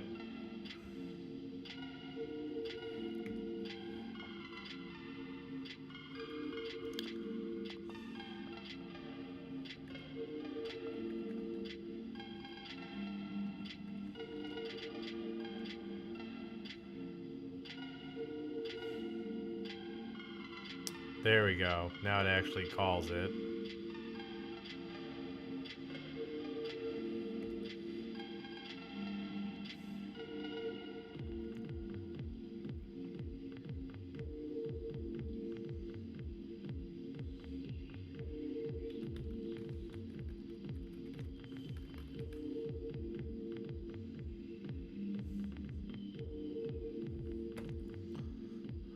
All right. We have these in and we have them saved. Now let's log in as our other user from another company. And what we're going to do is we're going to go ahead and take a look at this data. And format it correctly.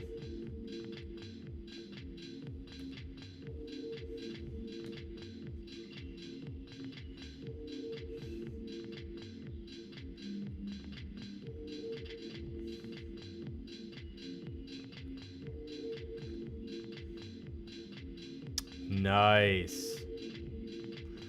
Nice. We got the generated data there. We have everything in place for it to be updated and generated so we could avoid the N+1 query issue that we could be having with sending out multiple API calls. Nice. Let's referral card. Let's redesign. Playing the data to make these cards look more like advertisements and use bright colors for the pill for the referral fee and be more explicit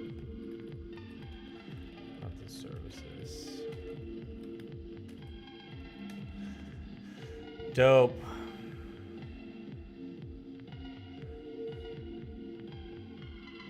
Very nice. I love it. I love it. We're really making great progress here. That was a little bit larger to lift, but I mean, we're dealing with a lot of services here. And I honestly think I need to take a step back and start really, you know, I have a very good understanding of the architecture, but we probably need to really get everything in. So let's go ahead and do that.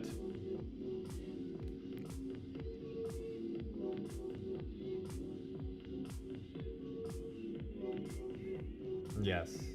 Yes. It's crazy. I've had this website generation cooking up for a while now, and it's still grinding. I'm like, what are you even doing? Like, are you done yet? I don't even understand. Are you looping yourself to do this?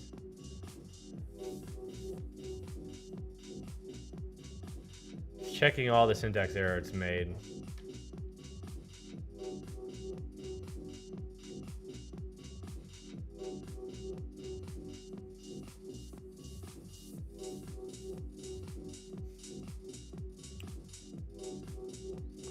Very nice. Very nice. We're really getting into the functionality of this now, which is great. I mean, honestly, if I just keep this up, keep live streaming, keep moving through this, we'll probably get this done a lot faster than expected and get into prod. But obviously, I'm going to have to rotate a whole bunch of things, change a whole bunch of names. I mean, it's, you know, when I move to production, I'm gonna have to probably do a lot of different key rotating and naming and things such as that, just to make sure that I don't want anyone else to know naming of our database and different things such as that. So there'll probably be a lot of things I need to switch up when we get to the production release of this. But right now we have been rolling, man. We got a lot of functionality in, and let's go ahead and see our newly designed cards here.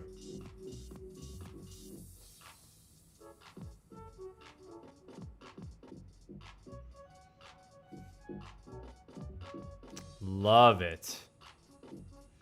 Really gives you a good visual of what we want to see here. And then we could come in and click, and then we could see flat fee. So Dallas Cowboys is not showing this company here. It's not showing because we don't have the listing there.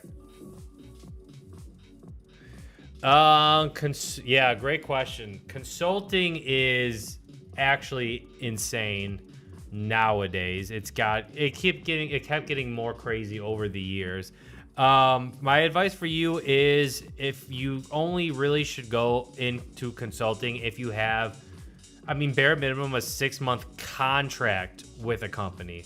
You need to sign a contract with a company that guarantees you income for minimum 6 months to then go full-time into consulting. If you don't have this, if you're trying to generate business or trying to do all these things, I'm telling you, it's extremely, extremely difficult to generate business within software consulting nowadays. You have the competition is insane. You're competing with people from all over the world. Prices are very hard to find, and really the only thing you want to compete on is being more of the tech experts in whatever domain you pick. So I would recommend you pick a domain that you want to get into, that you feel that you could be really specialized in, and within that domain look only for clients like this, and have previous work ready to show off as well. So the biggest advice, the biggest takeaway is make sure the client that you find, the main client you find, you have at least some sort of guarantee of income before you start. Because I'm gonna tell you this, countless times I've gone to, setting out estimations, setting final calls, setting closings, and it's just, you lose out for so many different reasons. A lot of the time companies could even just be like, oh, it's not even though you just lost it to someone undercutting you, or you lost it to another firm that's more expert. You could lose these contracts just because the company's like, it's too expensive to build this, let's do it next year. That happens all the time within software, and it's really, really annoying and really hard to deal with. So how good are you at selling? Let me ask you a question. Can you sell yourself as a software consulting firm? Do you have any clients? If you could share anything, I'd love to hear from you. All right.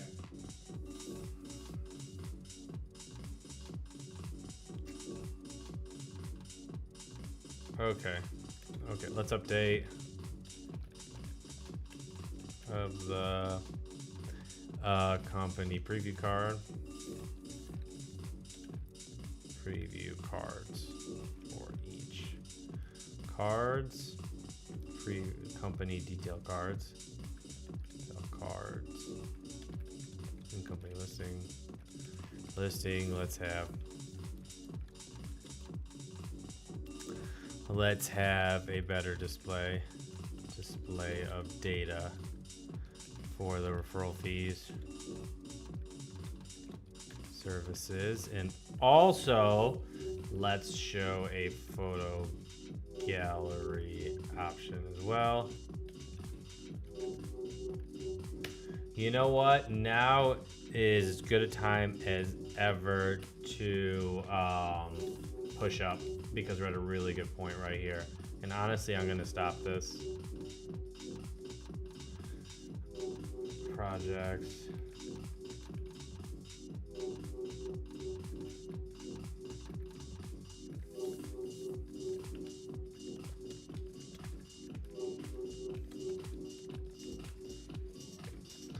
Have pre-computed.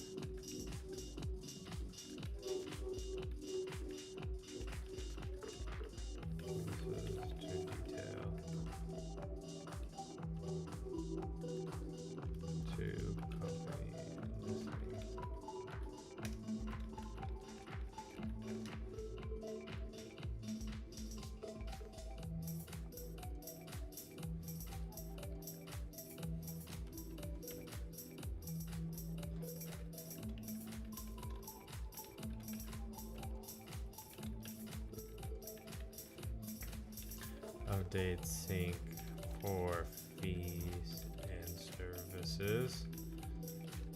Company listing.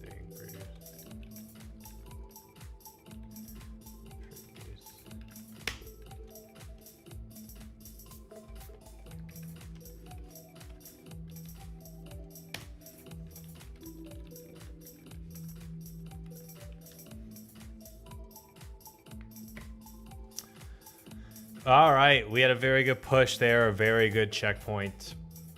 I think what we could try to do for the rest of this session is to focus on images. So I obviously want more than just a profile image for each company.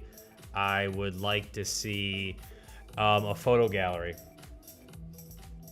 So let's get into plan mode and go over a photo gallery implementation. I want to add photo gallery functionality into the application. So when a user goes to the My Company portion here, what we need is a way for them to set up a photo gallery and also set the ordering of each photo within the photo gallery. We could do this by dragging and dropping. And then on the My Company listing page, we need to show the photo gallery as well. And we want to show it Airbnb style, where we show the profile image first. Or honestly, do you think we should just remove the profile photo for each company and just have a photo gallery, and the first photo of the photo gallery is the profile image, similar to how Airbnb shows their main images there? All right, let's go ahead and get moving on this.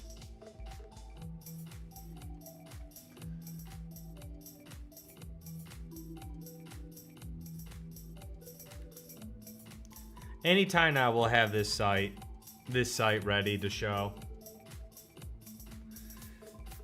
All right, what's up? Let's see. No clients. Hey, dude. All right, no clients or anything wanting to get out of corporate rat race and start something of my own, but I don't have connections.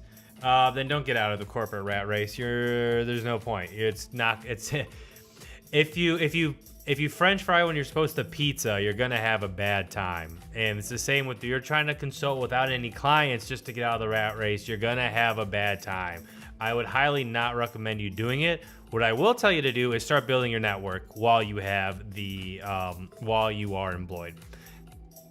You will know when you're ready to get out of the corporate rat race. I mean, the corporate rat race, yes, there's issues with it. There's toxicity. There's all these things with, layoffs and whatever you have to constantly worry about. But let me tell you, you have income coming in. That is huge. You don't want to be in a situation where you are frantically selling and you want to make a deal.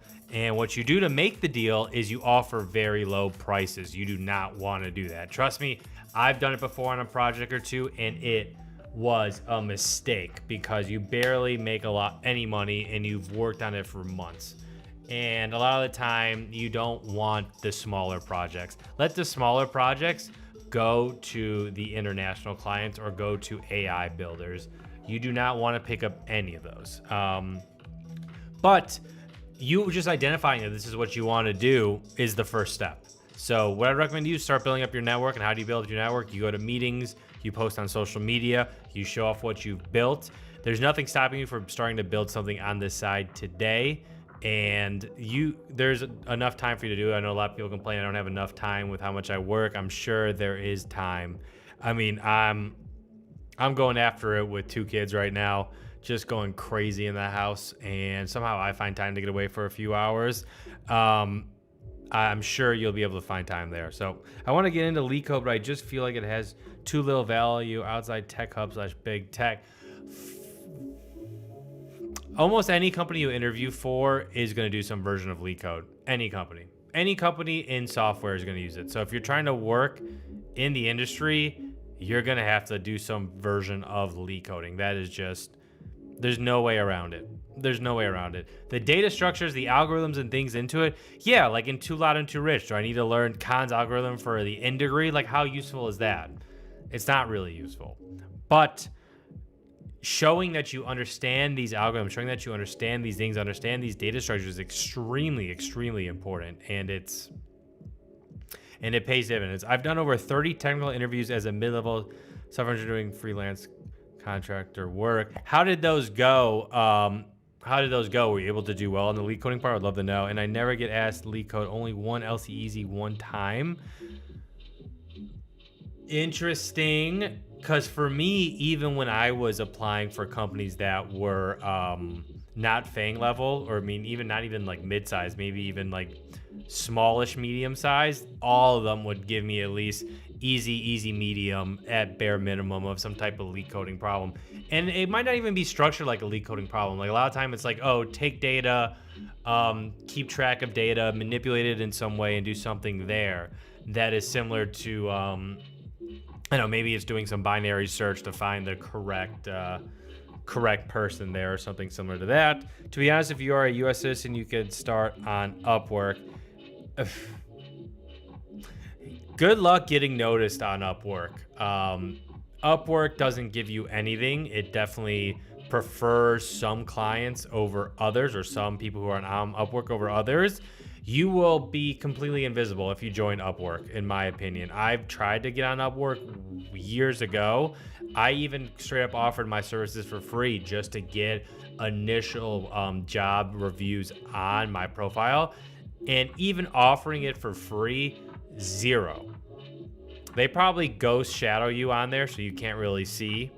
So people looking for contractors can't really see you. So in my opinion, and again, this is what worked for me, is you build up your network, and through your network, you keep monkey branching outside your network. That's where you get the best, in my opinion, luck. I mean, using these platforms, it's all who is getting preferential treatment. I mean, Upwork, Fiverr all have contractors that they want to recommend. If you could become those, that would be very good.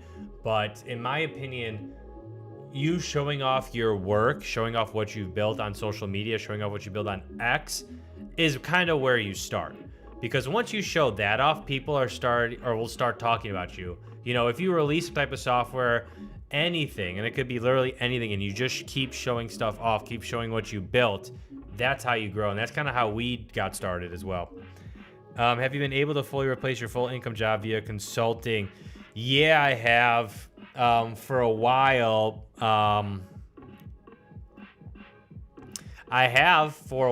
but let me tell you, I mean, we make, our consulting firms made a lot of money. I posted a video about us making a lot of money, and trust me, you don't get paid a lot of it, and taxes are insane at this level. You make a lot of revenue, and the people who work for me get a lot of money, but as the owner of the business, you're not really making a ton within consulting. And it's very hard to sell a consulting company because you don't really have any tangible things to sell besides clients, developers, things such as that. So just know developer cost a ton, and you want to pay your developers a lot. I mean, minimum, like if you want someone senior level, like minimum at least $60-65 an hour. I mean, even for medium level, I would say it's like 60-65, and it just goes up from there. And that costs a lot. And again, at the end of the year, whatever you get is taxed, and you're taxed if you're an LLC. If you've formed under an LLC, it depends on what type of tax classification are you. Are you S Corp or C Corp? But if you're not classified as either of those, you get hit with the full 15% of the tax that you wouldn't know. So when you go and start your own client firm, make sure you understand a lot about business, a lot about accounting, because you got to hire bookkeepers, you got to hire accountants, you have to probably have a lawyer for helping you with different things that could arise with contract disputes and doing things like that. So there's glamour in it, but gosh darn, we're gonna keep it PG today. Gosh darn, is the meta of it a lot. And for me, I really just love coding. Like, I want to spend more time just focusing on projects, not focusing on the meta of consulting. So just know that will be there. Unsure on how to get that going as a newbie. Yeah, just start building projects and posting it. That's how you get going as a newbie. That is how you get going. That's how we got going. That is how you get going. Start building stuff, start showing it off, and then what will happen is if what you're building is good enough, people will be like, wow, I really enjoyed this. I'm looking to build something like this myself. Can you come help me build this? In my experience for many lower paying remote roles and in my Midwest non-tech hub, many don't ask. Where in the Midwest? Tell me where in the Midwest, man. I'm originally from the Detroit area. To be fair, I've avoided the high-paying jobs as I have a major skill issue. No name companies, non-tech.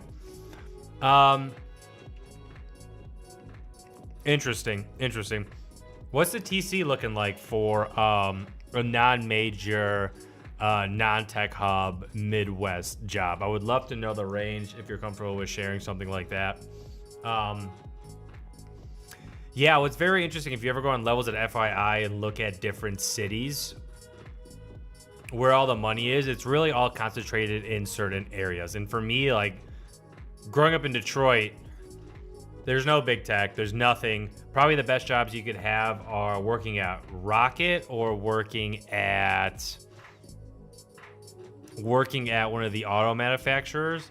But again, a lot of the auto workers, their development teams are in different states. I mean, that's just how it is. These companies have offices in, the Bay Area in actual tech hubs. So they might do, corporate stuff there, but they'll have their developers in other places. I started Upwork in 2019 and did well as a dev with less skills than you, but maybe I got lucky with my advice is outdated. Agree, networking is best. Yeah, no, I mean, I'm happy you did well on Upwork. For me, it just never worked out well. Do you find customers are pushing back on prices due to ADOT priority, speaking of dev time and effort? Yeah, pricing can be an issue. Honestly, I'm at the point now where I don't even chase anything. It's just we have experience. We have our resume of projects we built. If you want our dev team to build software for you, this is the price. And we don't do anything now that would be something where it's like, oh, we only make like a couple thousand after a few months. I did probably at least 3 projects like that just to get more business in the door. It is good because it built up our resume of projects built, but dang, are those just drained. So we really only want to do larger projects where it is beneficial. And yeah, you're going to get a lot of pushback on this. You're getting a lot of pushback on this, but the reality is you just have to sell that it's going to be taken care of and it's going to be built correctly and the software is going to work and it's going to work well. If you could promise that and you could show a resume, you could beat out that price there. That's what I'll say. 70 and 100K. Interesting. I feel if you look at more remote, you could probably get definitely over 100K for sure. What is your tech stack, if you don't mind me asking?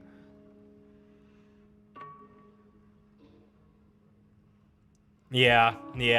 I mean, speaking of cost of living, man, Houston is unbelievable. I have a friend that lives in Houston, lives in this massive house, 4-bedroom, probably 3,000 square foot home. It's in the loop of Houston, so you're not too far in a very trendy neighborhood. He pays $2,100 a month in rent for that. Unbelievable. So yeah, the low cost of living city areas are best, and obviously, if you could work remote, you should be there. I heard this phrase on social media called nowhere maxing, and I kind of start to think that that's what I want to do.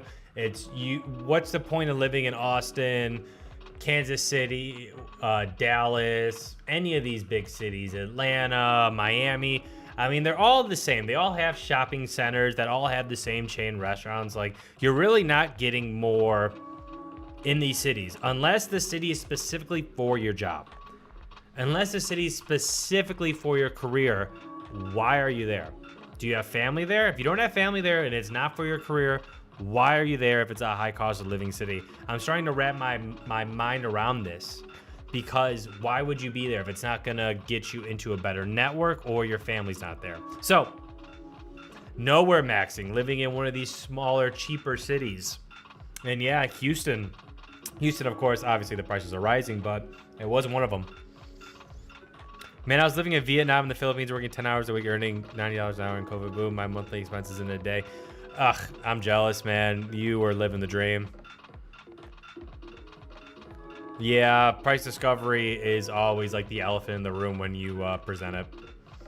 Yeah, I gotta get my skills up. My resume is good, but more junior JS React mainly. But my strategy is to lie on my resume and say, yeah, just straight up lie. I mean, when I was at, when I was working at companies and collecting resumes, everyone just lies. Just tailor your resume exactly to what they're looking for, and then have the interview go through everything there. I thought of all of Texas besides Austin was good cost of living. Dallas and Houston I thought were good bang for everybody. Dallas, in the city of Dallas, is extremely expensive. It's about as expensive as Austin, and you don't want to go to Dallas ISD. They have very poorly ranking schools. So I wouldn't recommend that. But there's a lot. I mean, just look at anywhere in the Midwest. I mean, pick a city in the Midwest. Dayton, Ohio. Pick, Akron, Ohio. Anywhere outside of Cleveland.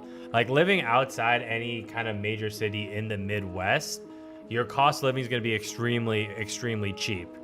But I feel like Minnesota and Illinois is not extremely cheap. So maybe look into Fort Wayne, Indiana. There's one. You'll probably be bored, though. I think being bored is an issue. Detroit is having a resurgence. I'm actually going to Detroit in a few weeks to hang out there for 2 weeks. I'm going there next week to hang out there for 2 weeks, actually. Detroit is great. I mean, Detroit had 2 million people at one time living in the city.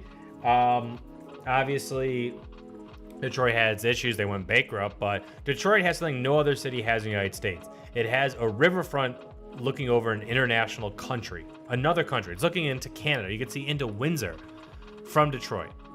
And yes, in Detroit, you have to go south to get to Windsor. So you go south from Detroit to get to Canada, which seems like that's not correct, but that is in fact how the geography is laid out there. So you may ask, oh my God, everyone must hang out there. That must be so cool. Is there bars, restaurants, and nightlife all around there? There's nothing. There's parking lots. There's the GM building that's now closed, essentially.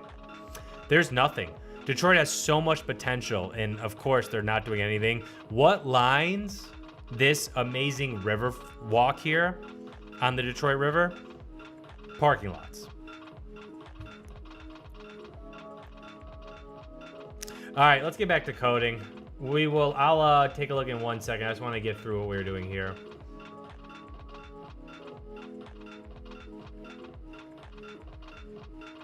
All right, let's go through a review. Review what was built so I can then create the proper APIs. Yeah. Set up with S3.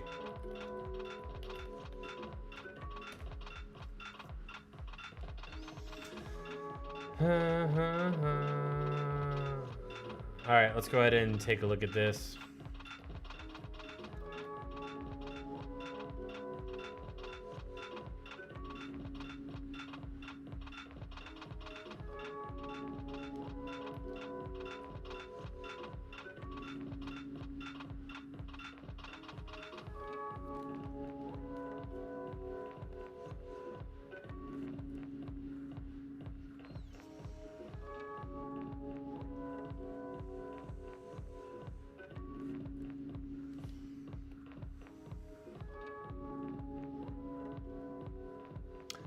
So this should just be a picker.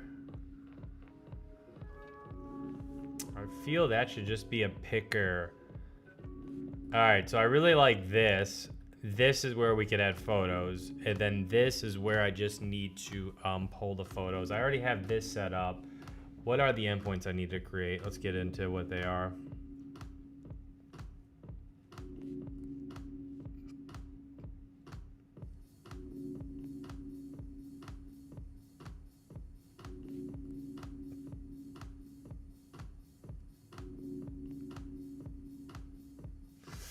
All right, let me see. I feel like I scaffolded a lot of this out. Let's go ahead and see.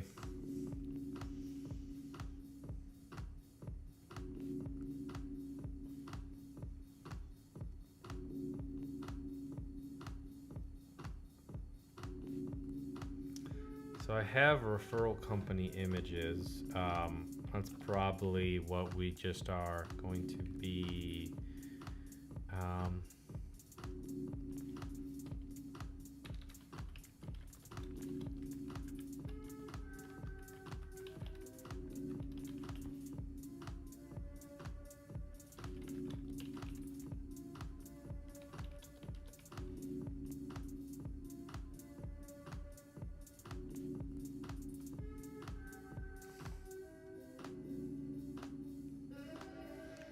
Company images.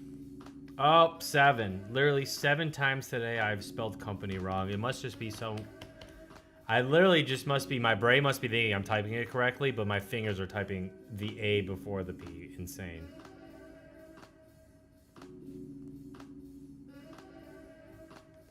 Is it not 2?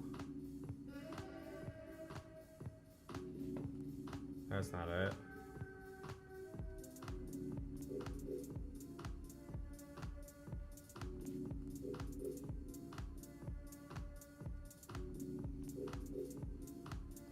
There's nothing in company images because, God, okay, so everything.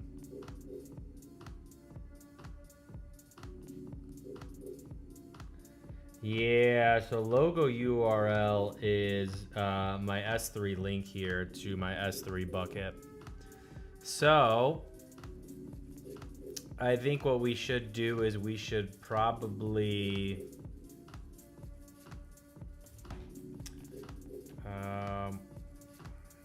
okay, let's talk.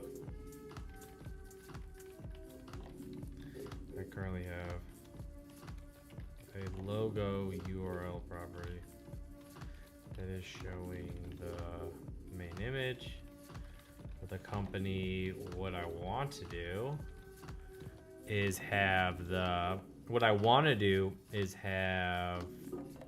photo gallery of images for the company, and then have the user select a profile photo.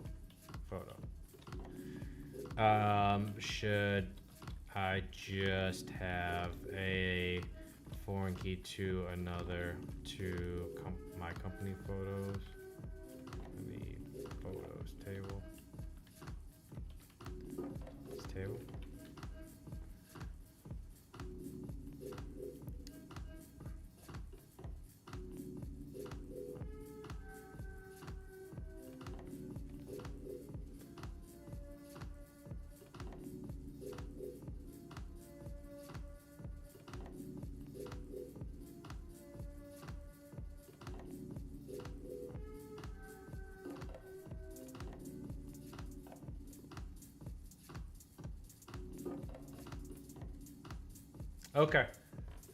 Okay, this is what I wanted to know, if I should change logo URL or not. I think I should actually. I think I should remove it. I should remove logo URL and have the company photos table have a sort order with another sort order. The first photo is the company photo. To show, should I do it this way or have a pre-computed logo URL on referral company to quickly show 8, show the main image and load.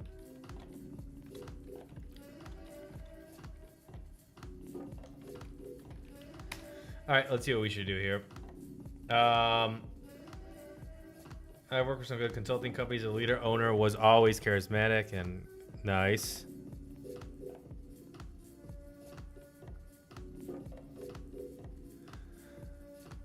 Very nice. Trying to build online income / business to live there, but trying to get any U.S. or job before I take some.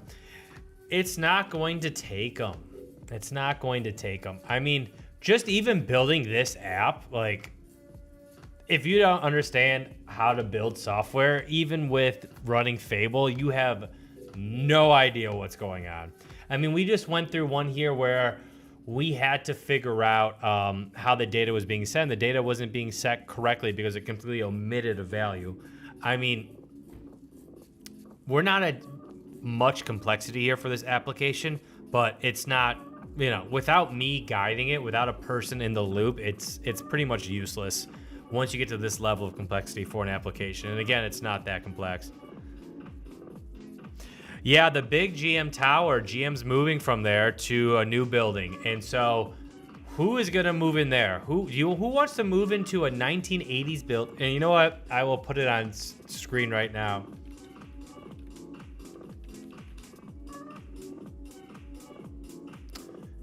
All right. This monstrosity right here. Who wants to move into here? No one. The only company that could move into it would be some large, extremely large company like GM. Or maybe, actually, realistically, the only thing that could move into here is if the US government went to like one of their departments, like the Department of Veteran Affairs or the Department of Education or one of these departments and said, you know what, you're leaving Washington, D.C. and you have to be here. Realistically, that's the only way there could be any other business that would take this over. So they're going to have this massive, massive structure that, in my opinion, is hideous. It's completely cut off from the rest of the city. It's the only thing on the riverfront. I mean, that now, and it's a maze to get around it. And now GM's leaving. They're not going to be no one. There's no purpose for this building. So the only thing that you could do is tear it down, and they have plans to tear it down. I hope they do tear it down, and I hope they build something great there for the people of Detroit to enjoy the riverfront, because it is an amazing, amazing amenity to have. End rant.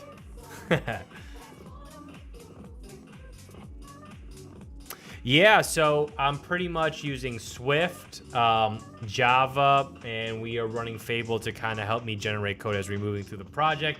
We've already set up messaging. We've already set up notifications. We've already set up the booking of the referral. So what we're doing now is we're setting up the company listings. So this is where you search for company listings to send referrals to here. And you can message and book a referral. But right now, I'm wanting to add a photo gallery. But let's get back to going here.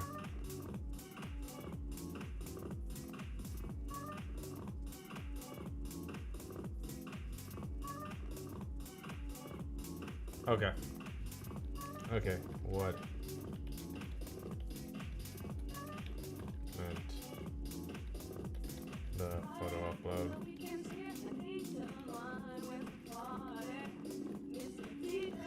Alright.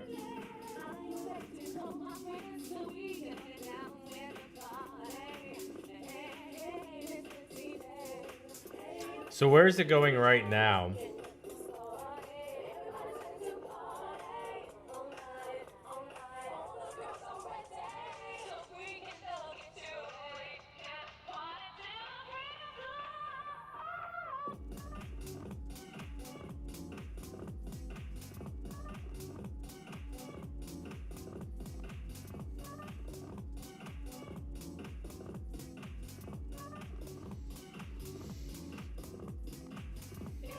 Let's look at that code.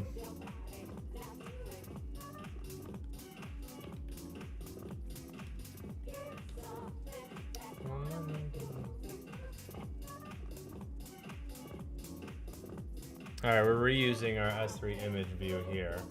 What were we doing with this? So we are... No, we want to find the uploader.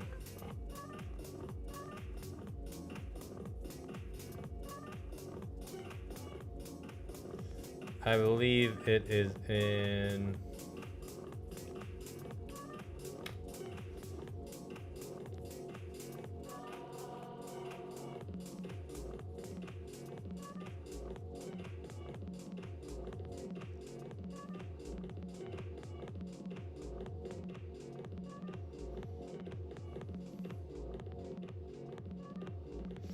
So this is just a photo gallery viewer.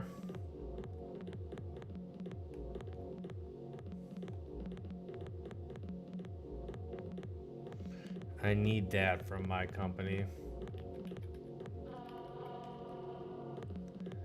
I need the my company view.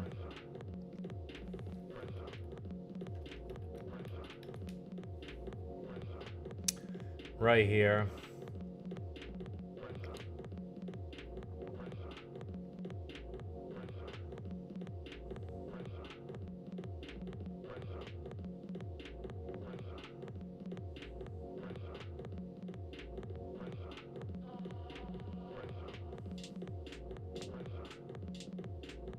Okay.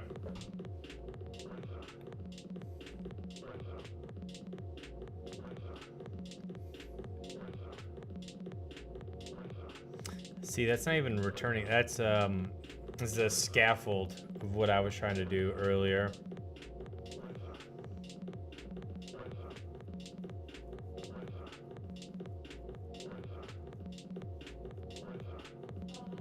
Loading the photo, upload it to S3. Let's see.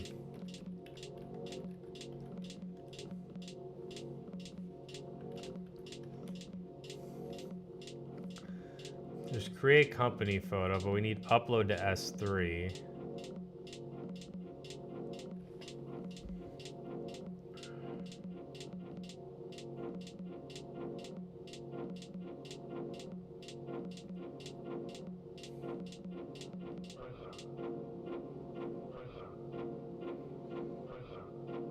Upload to S3 doesn't. S3 function. Just upload photo. Sync it anywhere. Okay.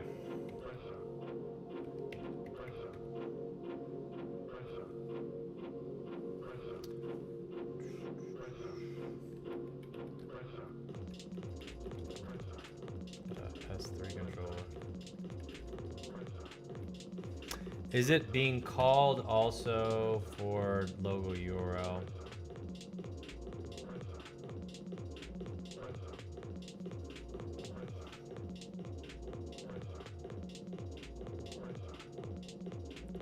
Yeah, so it happens in the company photo pan. Yes. Yes, but this doesn't work for the new photo gallery. You're correct. In fact, we have to create an endpoint. Endpoint to call uploading a photo into the photo gallery.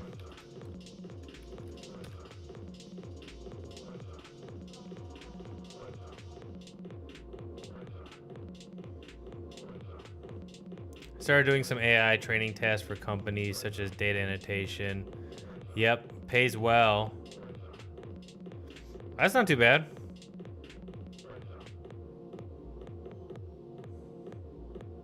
Yeah, will the market shrink? Yes, but here's the reality, and I've been really pondering this.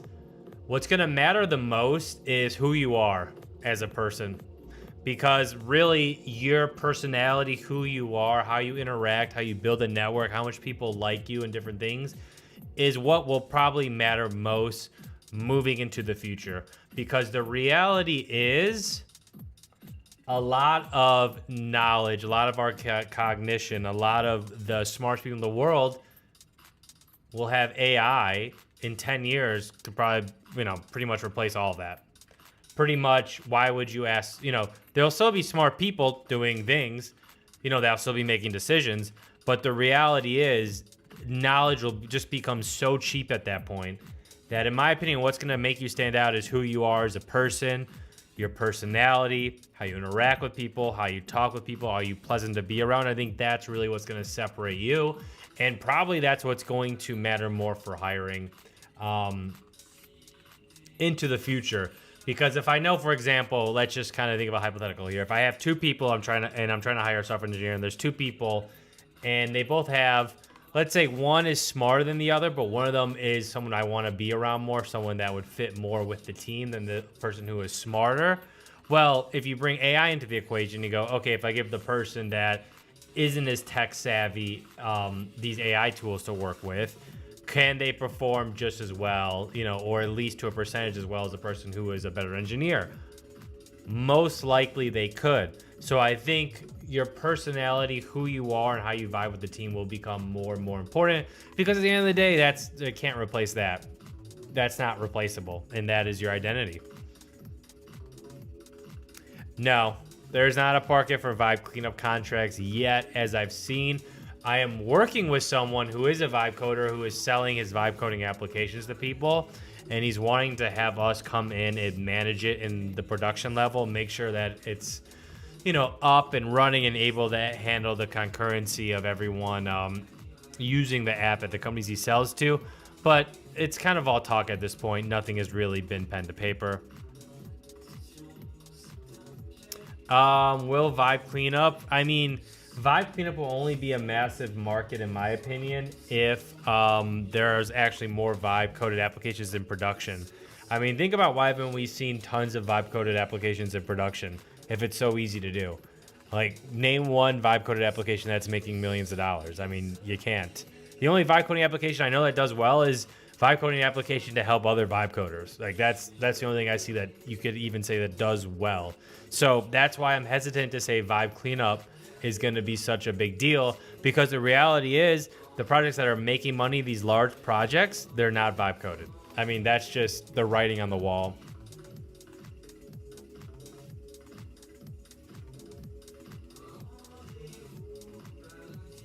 All right, let's get into this here.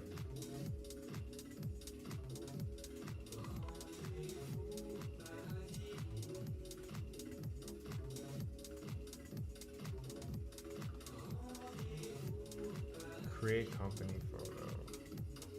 That's what I wanted to see.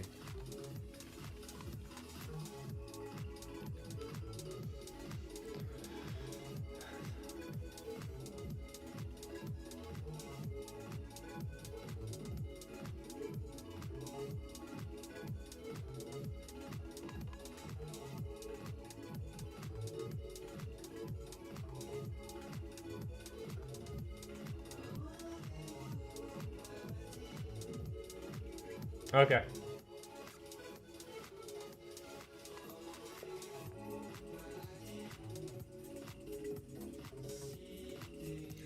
Okay.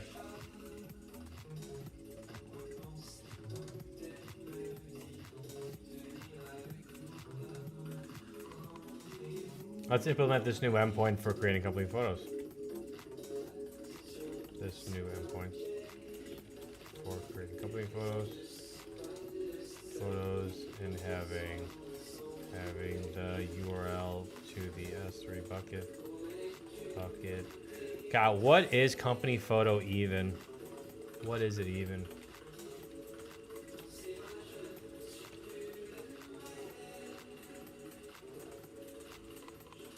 It's referral company image.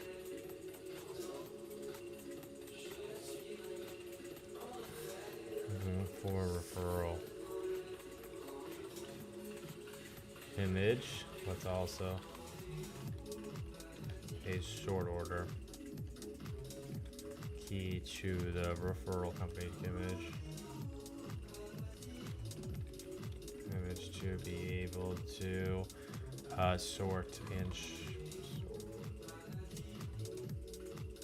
It knows. Okay. All right, let's get cooking on this here. I just really don't think Vibe contractors, I mean, that's what your mind would go to, and that's what you would think. You would think, oh, with all this slop being thrown out there, like there's going to be a lot of contracts there. But again, really, there's no large applications that are Vibe coded. There's none. There's none. And I don't see that happening anytime soon, that there will be a ton. So to say that that's going to be a big market, it's all speculation still. It really is. All right, let's go ahead and add sort order here. Yep.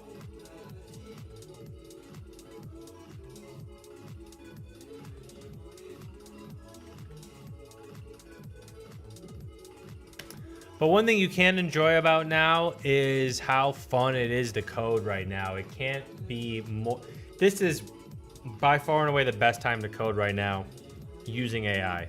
It is the most fun I've ever had in my career, building side projects, working, doing everything. It is, I know we need to take a step back and appreciate how, I mean, yes, there's all these issues now. Yes, the market is, the software engineering market's cooked. Yeah, people all want cheaper contracts due to AI.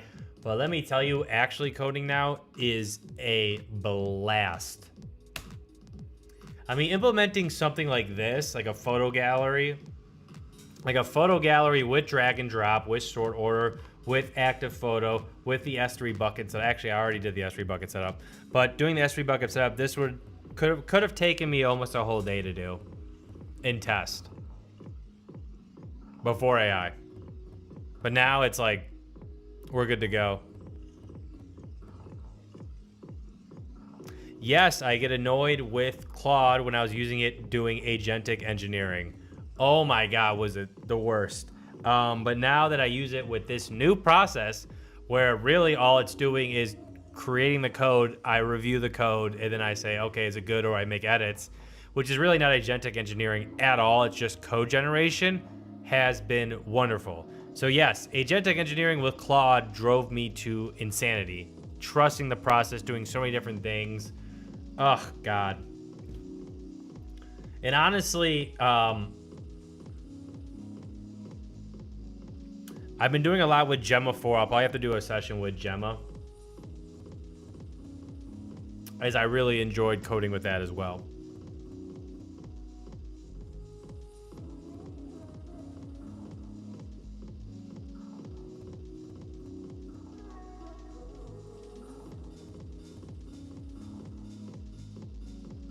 All right, let's look over everything here. We have the migration, which I believe just added that sort order property. It did. We have referral company image.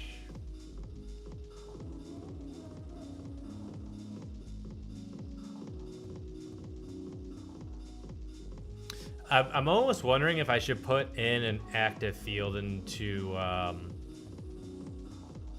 referral company image. I don't think so. We don't need to do that. And then let's look at our DTOs we created.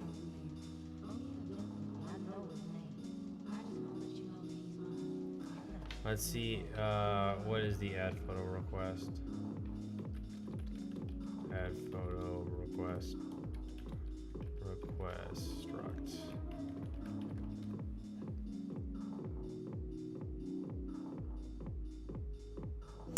But yeah, no, I get annoyed. I mean, Claude just annoyed me today. I asked, you know, you have to be very strict about telling it not to write anything without you there. I mean, it wrote something earlier today in this session that was completely incorrect. And I mean, just thank God for me creating, using Git to create save states, because it was just easy to pop it off. But you never want to get into just watching it go. No, it's 100% not dead. I mean, that's probably what... Thinking software, how often do you raw dog it code? Really only with LeetCode lately. I've been raw dogging it. I mean, I could raw dog the server right now, no problem. But with Swift, again, I've never worked with Swift before this project. I probably could code with it, but would you guys want to see me raw dog it? I'll do a session where I don't use AI at all, but we're not going to get a lot done. That would be the only trade-off. I mean, 10 plus years I was raw dogging it, so I think I still got it in the bag. But you know what? Those new rubbers they're making, man, just feel so goddamn good. So it's hard to take them off.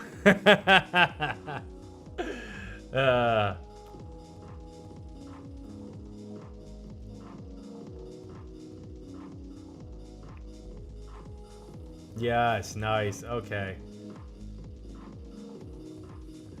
But I would say I do edit the code manually still, even though I generate a lot of code. But again, it's like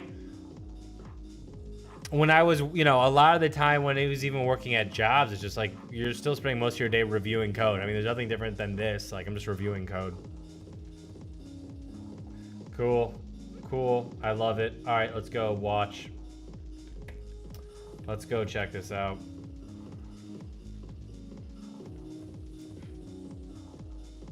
Like, for me to just raw dog the drag and drop with the update of the sort order would really take me a hot minute to do. Like, that'd probably take me at least an hour to do. So do you want to see me do that one little feature in an hour? Or it's like we could power through it and get tons there.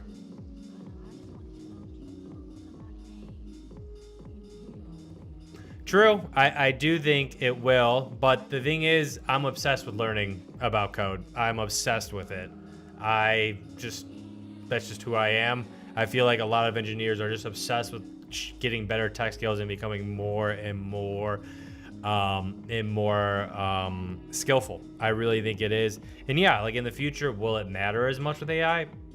No, but I mean, I'll have some peace of mind knowing more of what AI is doing in the future and understanding what it's trying to do than the other person.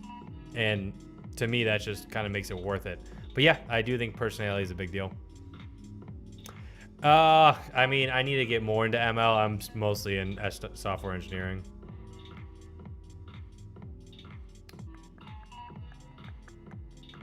All right, let's go ahead and check it out. We don't... Do we rerun our server? Wait, did we not rerun? Have I created a get all company images endpoint? What is the get all company image endpoint, and what are the structs? The request response structs. Annotation.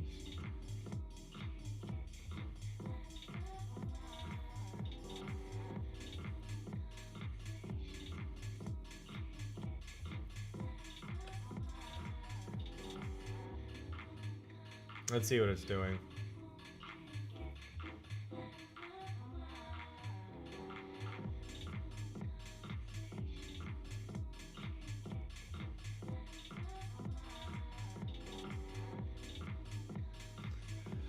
Referral company ID photos. We do not have this, do we?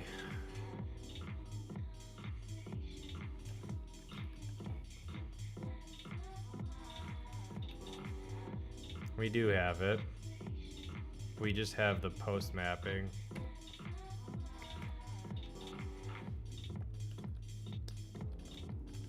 I don't have, okay.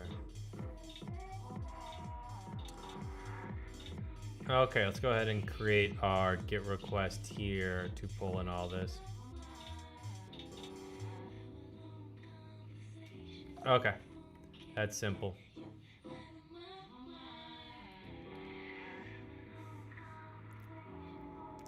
I mean, I think another big thing that was kind of shocking to me lately is I remember, you know, just thinking like, oh, like people can move fast, but I mean, who knows what's going to happen. And you see a lot now that fast is rewarded. Getting things built quickly is rewarded. And that's just what we are leading towards as a society. Is just, we don't really care about the nitty gritty. We just care about it being done and it be done fast. That's really what matters. Quality is kind of an afterthought. All right.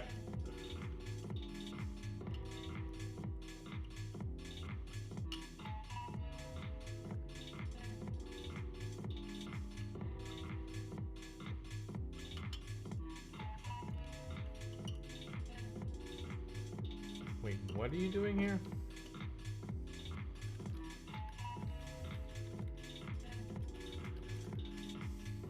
All right, 1 second. Gotta run to the restroom. Be right back.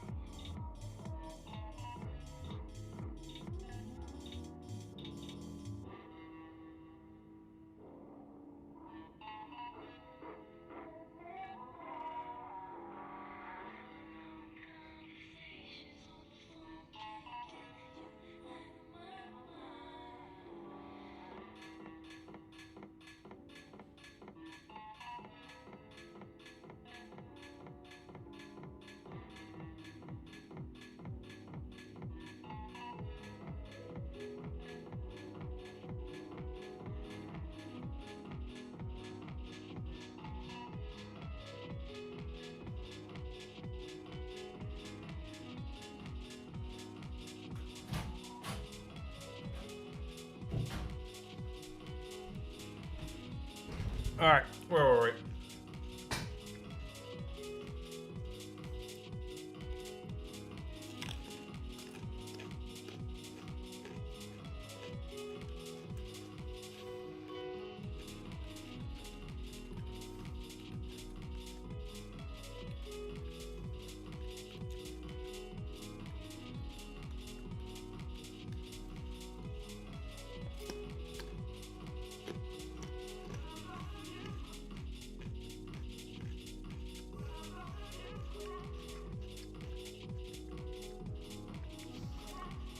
Here's a little weight loss tip that's been huge for me. For me, I have to eat just tons. Like, I know a lot of people are like me when it's hard to just not eat. You know, you want to spam eat. So what you do is you spam eat things that are extremely low calories. Carrots, for example, get cucumbers, get celery, get tomatoes, get pumpkin in there if you can, get some squash, and just eat cereal bowls of that. Literally massive bowls of that all day. You have like 5 or 6 of these bowls, and they're gonna probably be under, 1,200 calories. Eating 6 of those bowls, probably be under 1,000, honestly, depending on what sauce you put on it, if you put protein in it. But just spam eat that all day, and I'm telling you, it fills you up like crazy, and it keeps you, it keeps you satiated more than anything else. That's probably been the biggest key for me. I lost 30 pounds from February till now, and that has been probably the biggest game changer for me, was to not be like, oh, just don't eat anything, to eat less food. No, let's eat more food that's less calorically dense. It's cheat code. All right.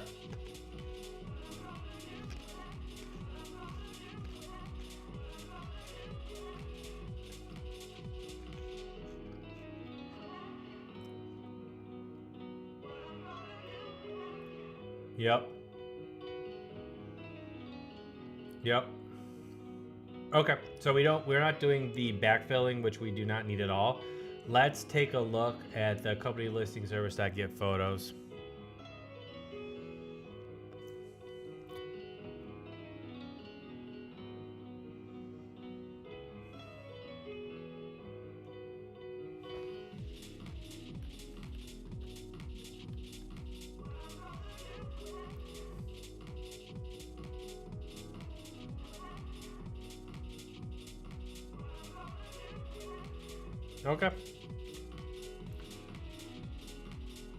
Okay, let's go ahead and rerun it and pull them. Just get rid of all this here.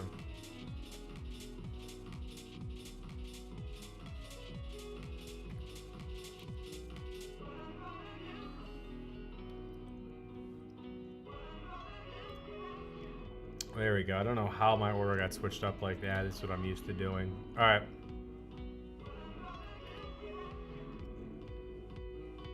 Do not want to do that.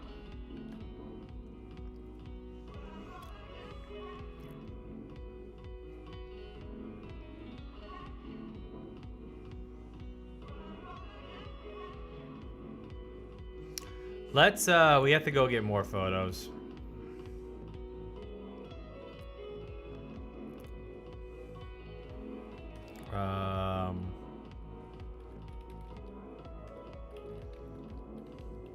So we're just gonna grab a bunch of roofing company photos.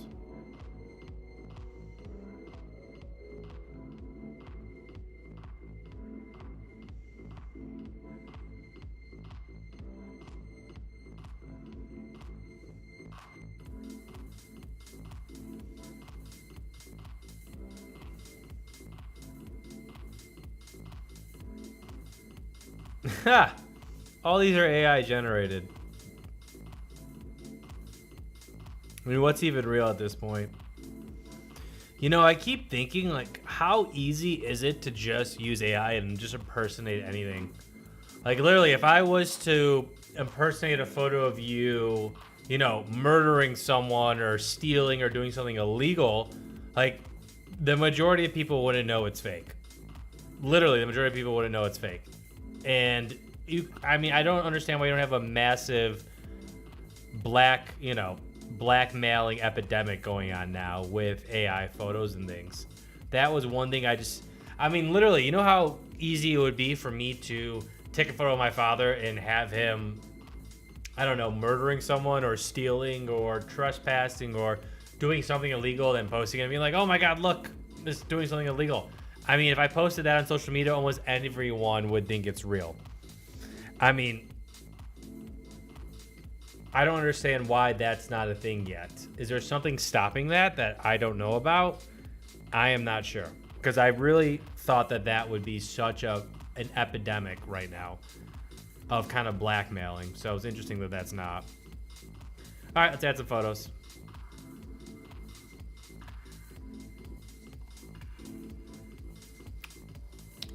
So we do the upload URL, nice, and then I also want to see the company service.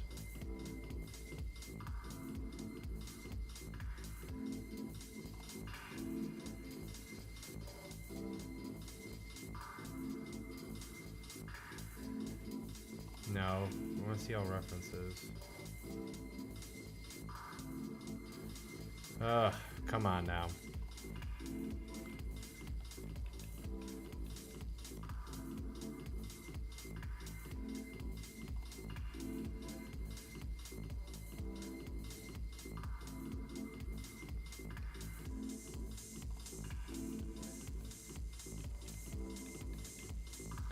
Where was...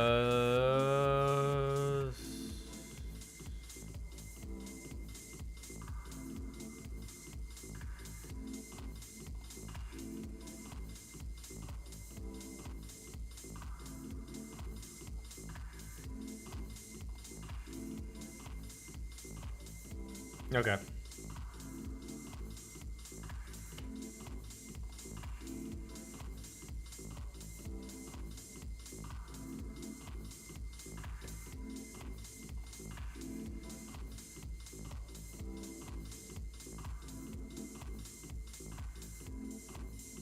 Little issue here with this failed to upload.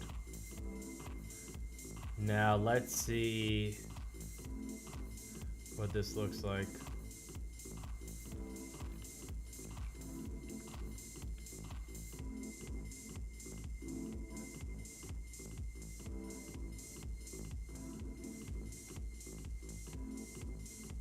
Where is my update sort order? Let's check that.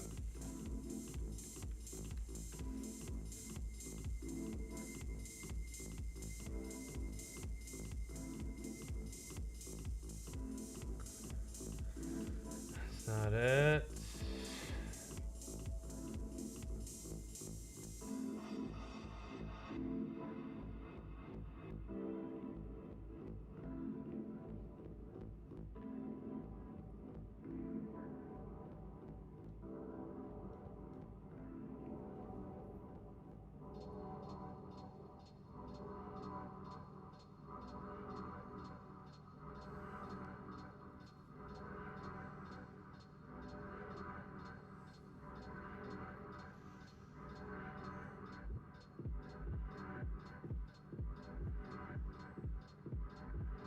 Let's go check the adding of a photo. And now where's sort order? There it is. Let's make sure this logic was put in correctly here.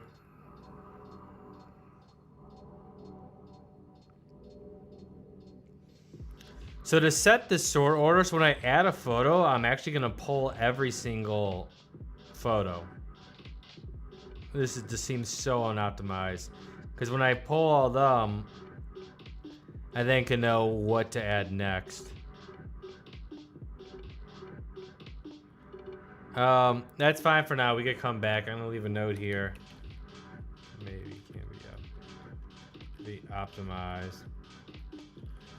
A length value.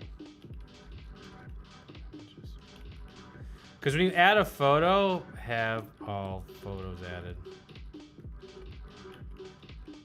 Appended to the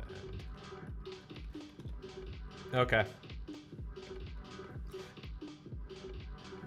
Let's add a drag and drop feature to the photo gallery. updates the sort order for the photos on the companies.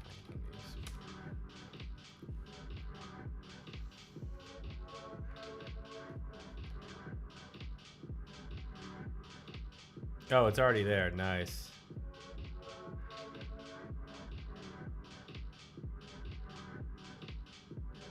Just doesn't look like it's updating the sort order. Yeah.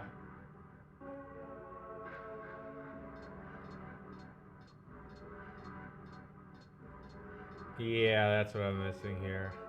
Okay. That's what I need. I need to implement this endpoint here.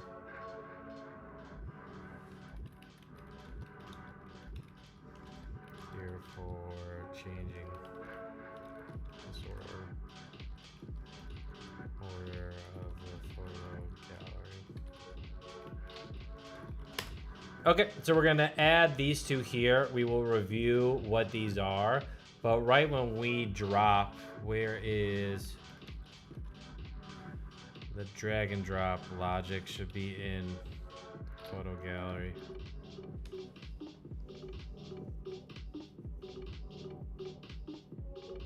Where is the drag and drop logic? Photo gallery. All right, let's see where this is, just to see what this looks like in iOS. Obviously, is draggable, is droppable. We know how I know how to do this on the web, but I've not done this in on an iOS device before. So let's take a look.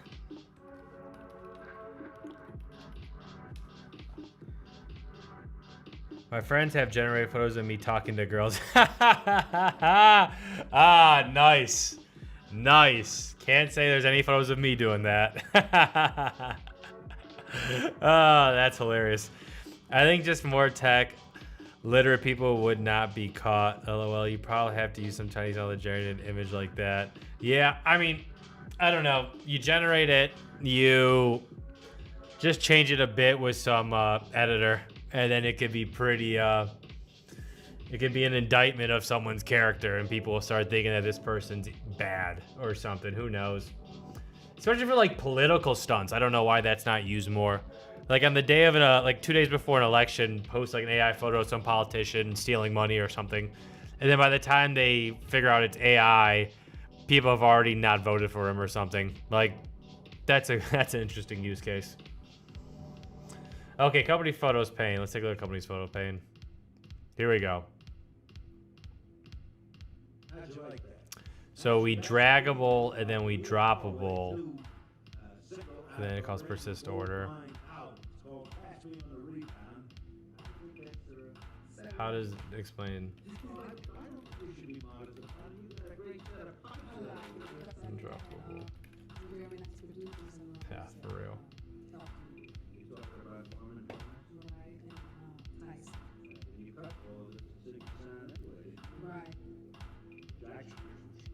Right, that's my home. Yeah, well, I can tell you this, when you start to wear, you might as well be in Chicago, we can be here, even without the onions. Who is this young lady next to you? She's one of my backup girls. Her name is Miss Madeline Strickland. Where are you from, Alan? Chicago. How do you like it? Sounds cool, the whole thing. Of course, this was one of your old mine albums.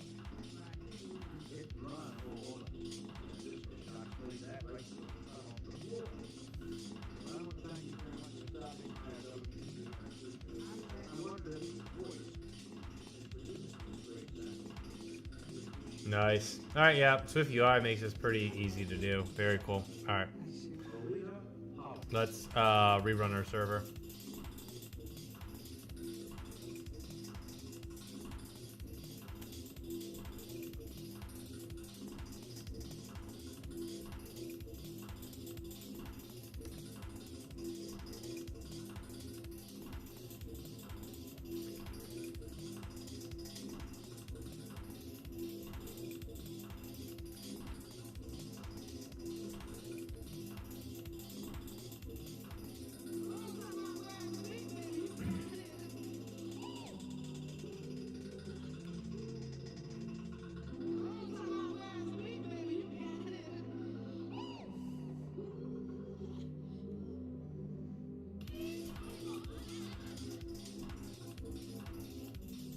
All right, new PR on longest stream I've ever done. We've just crossed the 3-hour mark.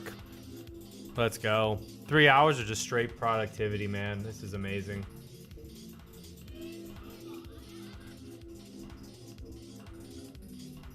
Love. Oh, wait.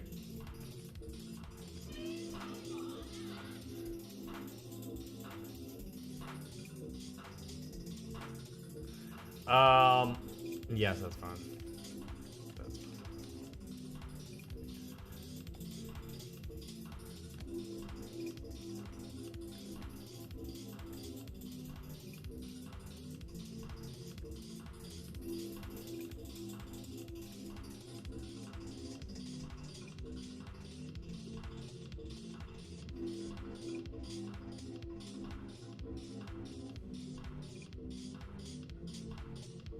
Oh, so easy to do, man.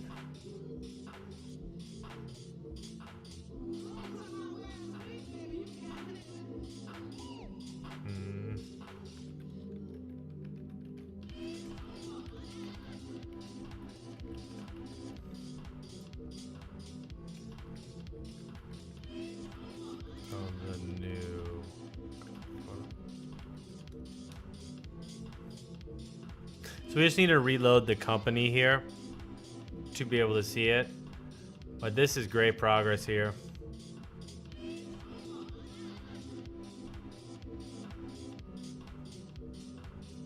I think we're at a stopping point pretty soon here. We're going to fill this last part in here with changing of the photo. So when I change the cover photo here and we come to main, it should be changed. It's not fetching the new data.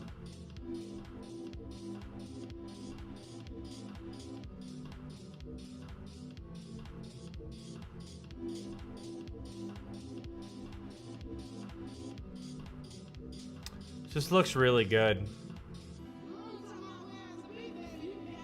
Functionality wise, UI is still absolute basic crap, but it's gonna look really good really soon once we get all this functionality in.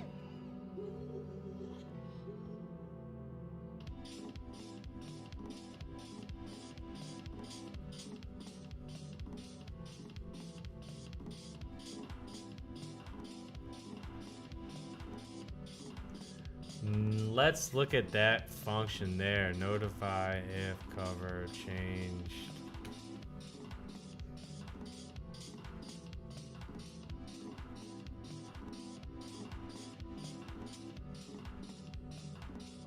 Interesting. Okay.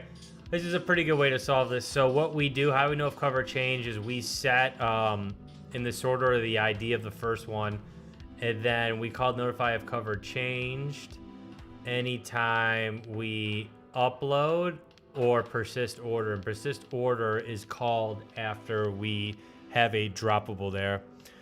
What's making me not use React Native? Man, React Native just had a lot of issues for me, man. I just did not like working with React Native. A lot of the native libraries were annoying to work with. Auth was a pain to set up, and just the native tooling is easier. I mean, at this point, it's honestly better for me to just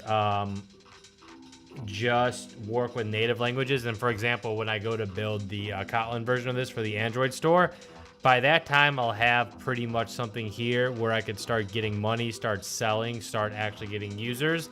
And then once you get that, then it's like, all right, you need to build an Android version. Okay, well, let's either hire a team to come help me build it, or we could just burn through a lot of tokens to build it pretty efficiently there. So that's kind of why these hybrid apps are, to me, starting to lose their luster, just because of how easy migrations are. Like, we went a migration from React Native to web, and it was unbelievable how well it did doing that. So to take this to Kotlin, I mean, obviously it's probably not going to be as simple, but I do think that I think it's a lot quicker to do, and having the native tooling is worth everything. It really is. It just makes it so much easier. I mean, the debugging's easier. Understanding the logic of the application's easier. You're not, having to deal with that layer of compiling it down, which is annoying. So I don't know. I've just really enjoyed the Swift experience, the native experience, a lot more. If this was Objective-C, then yeah, I probably would have picked up React Native and stayed with it. Ivory Mobile, an application we've worked on, is actually in React Native, and that's where I spent the majority of my React Native experience. Working with the library called React Native Skia, which is a sketching library there.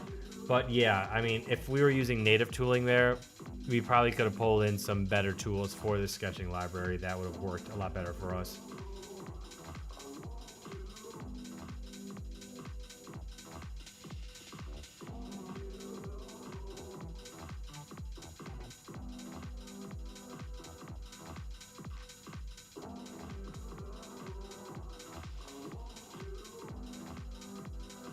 No, it works. Server does do. I don't need to tell it. I don't need to tell it. Bet it's already doing that. Is demand for software is pretty high? Do you think it goes down after a while? Like, I'm wondering if people's ambitions for what they want and expect out of software changes when it's easier to do things. Yeah, definitely. You know, now people are like, let's build apps. You know, that maybe in the past are like, oh, I just want to build a library. I just want to build a tool. I think the full service, like of building like an app or building a website or building some web app or something, will be more the demand, and smaller libraries and things may take a hit because of people becoming more ambitious.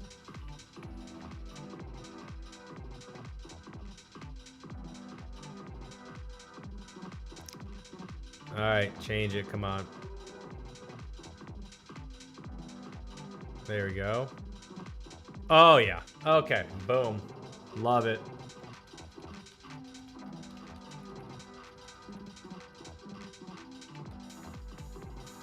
Add in photo gallery. And have main logo URL change on sort order change. So that logic of actually doing that might be pretty sus. I'll have to take a look at that. Like, I feel like we're updating the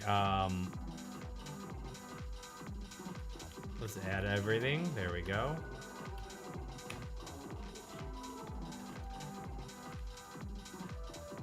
All right, we will put it to do MD so we can know what we need to do tomorrow. But let's go ahead and let's commit up.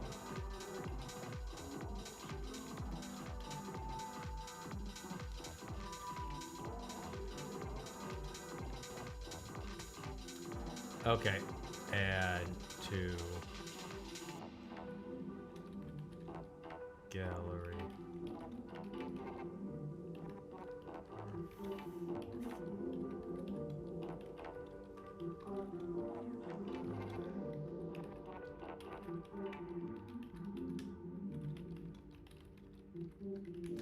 Okay, so let's do this. Okay, go ahead and please create me a to-do MD file for tomorrow. So let's add on to our initial to-do MD for tomorrow, and in it, let's talk about what we did today and what we accomplished. And for tomorrow, what we want to accomplish is, what do we want to do tomorrow? We got a lot more done today than I thought. So let's just initially put in there what we did today as a recap. Please give me a recap of what we did today on the mobile side and send it to me, and then I will record it down. We got a lot more done today than I thought. There's a lot still left. And honestly, I think it's like, let's get rid of dashboard. Like, dashboard does not need to exist. Like, we could nuke dashboard, and dashboard could just, like, dashboard's nothing. Dashboard should just be your company's list. Like, this is what you should see essentially when you first come to the app, is companies to search for and stuff. We have the favorites and we have dashboard. I think we will do those two tomorrow, favorites and dashboard. This should have an image. I don't know why this doesn't have an image. Let's, oh, we want to see, that's what we want to do. That's the big thing that we want to do. Okay, let's go ahead and grab it all. Wow, when you send off a prompt and you're not in Claude.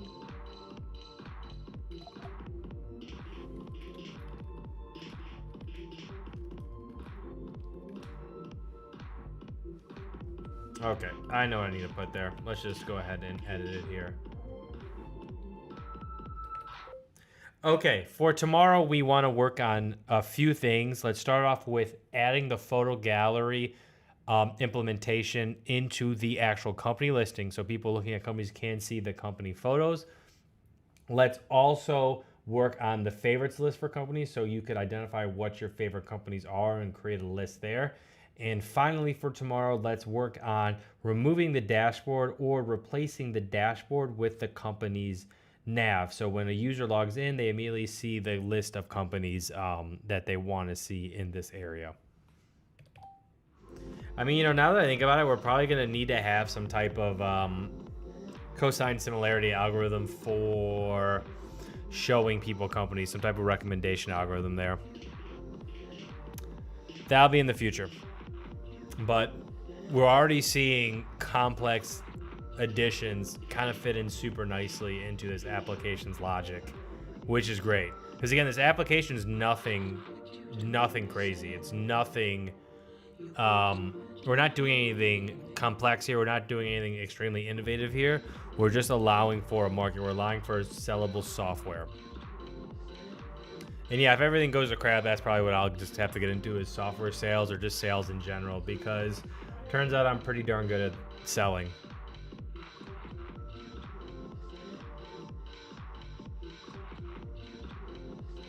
All right, did you add it?